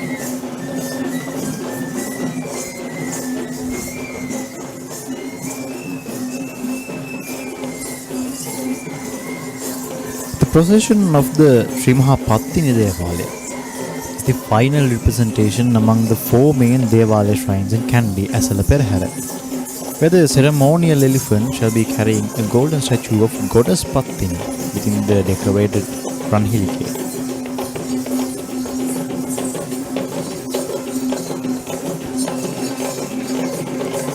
Behind the troupe of Sabarang dancers, we have the female elephant Kagalle Manike. The Kagalle Manike belongs to Mr. S.U. Nishanka.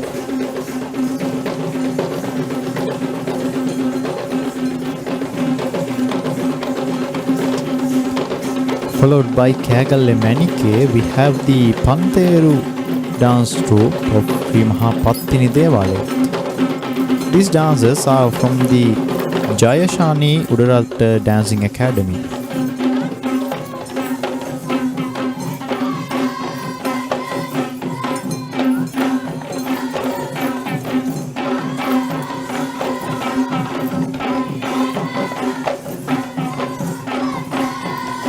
We spoke about the several origins of Pantherua, and one of the most popularly assumed legends is the Pantherua descends from the anklets of Goddess Patini.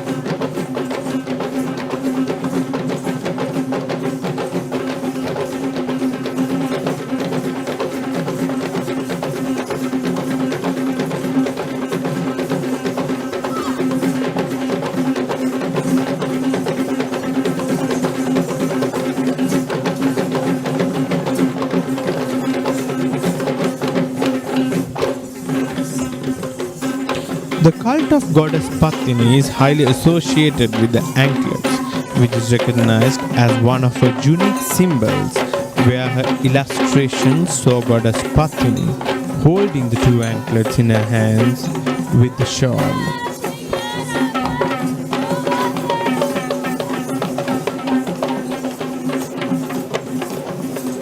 The duo of elephants dressed in yellow. We have Balangoda Kumari elephant, who belongs to Mr. Vijaya Nilmini. And on the other hand, we have Manike, elephant Manike from Kegal, who belongs to Mr. S.U. Nishanka.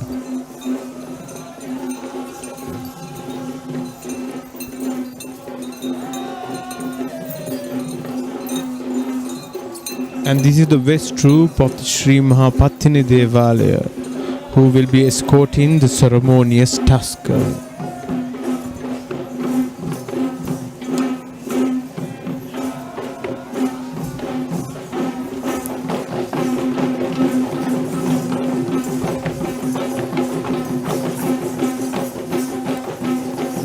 The troupe of West dancers of Sri Maha Patini Devala are from the Chandana Aesthetic Academy in Mathale, and they have been trained by Mr. Chandana K. Jayaratna.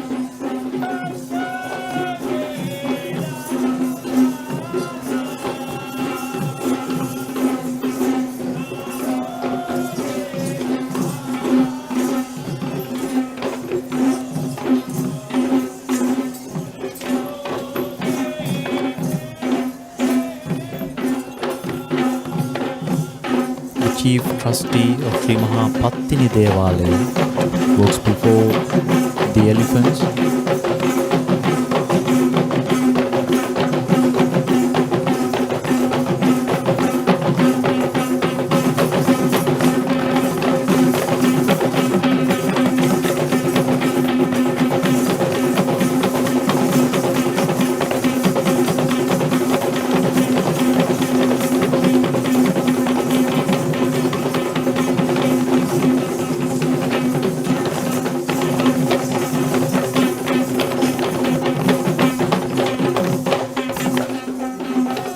Today in the second Randoli procession, the royal elephant of Giriulla, who belongs to Mr. Udaragalapatti, carries out the godly ornaments of Sri Patini Devala. Let us take a moment to feel the devotion and blessings of the godly ornaments.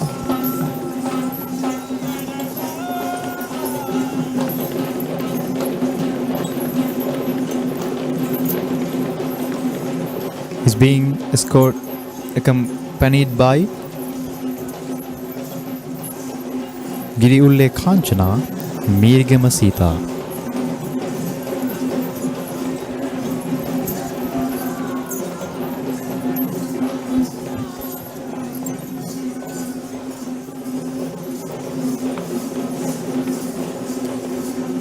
The second West troop of Sri Maha Patini Devala from the Chandana Aesthetic Academy in Matale.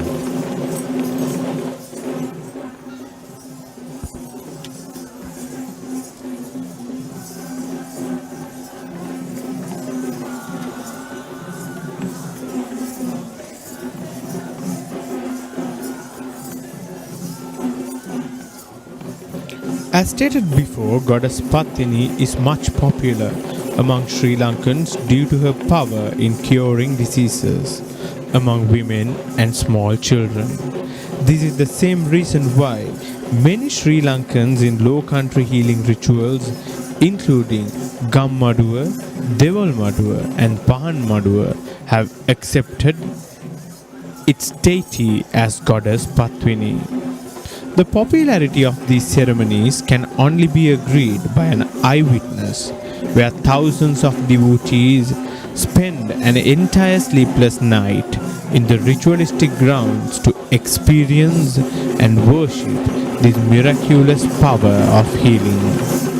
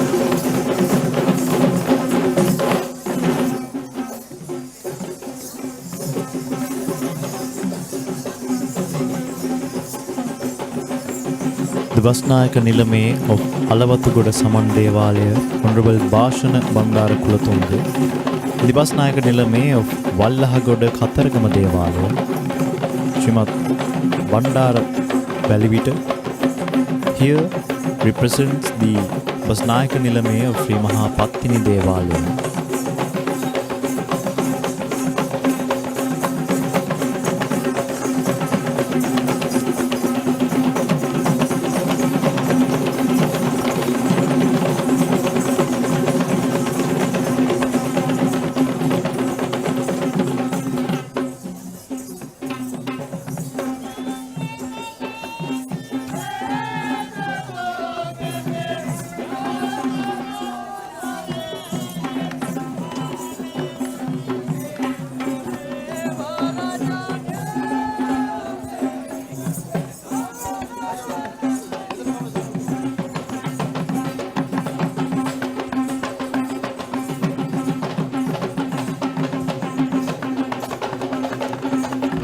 It is a custom that the four palanquins, which are called Randoli in Sinhalese, are being carried right at the end of the procession during the 5 days of the Randoli Perahera. The four palanquins represent the queen's identities in the Perahera, and they in fact represent the four Devalayas of Lord Natha, Lord Vishnu, Lord Kataragama and Patini.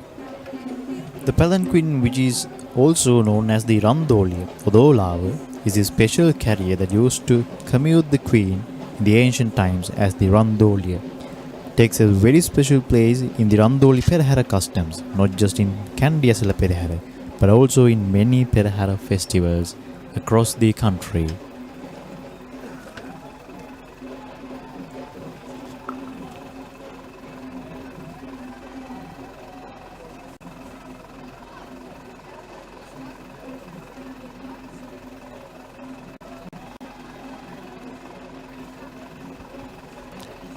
And this marks the end of the second Randoli Perahera of Kandy Esala Perahera 2025. We hope that our country will be blessed with fertility and rains. May our country prosper. Dalada Samindu Pihitai.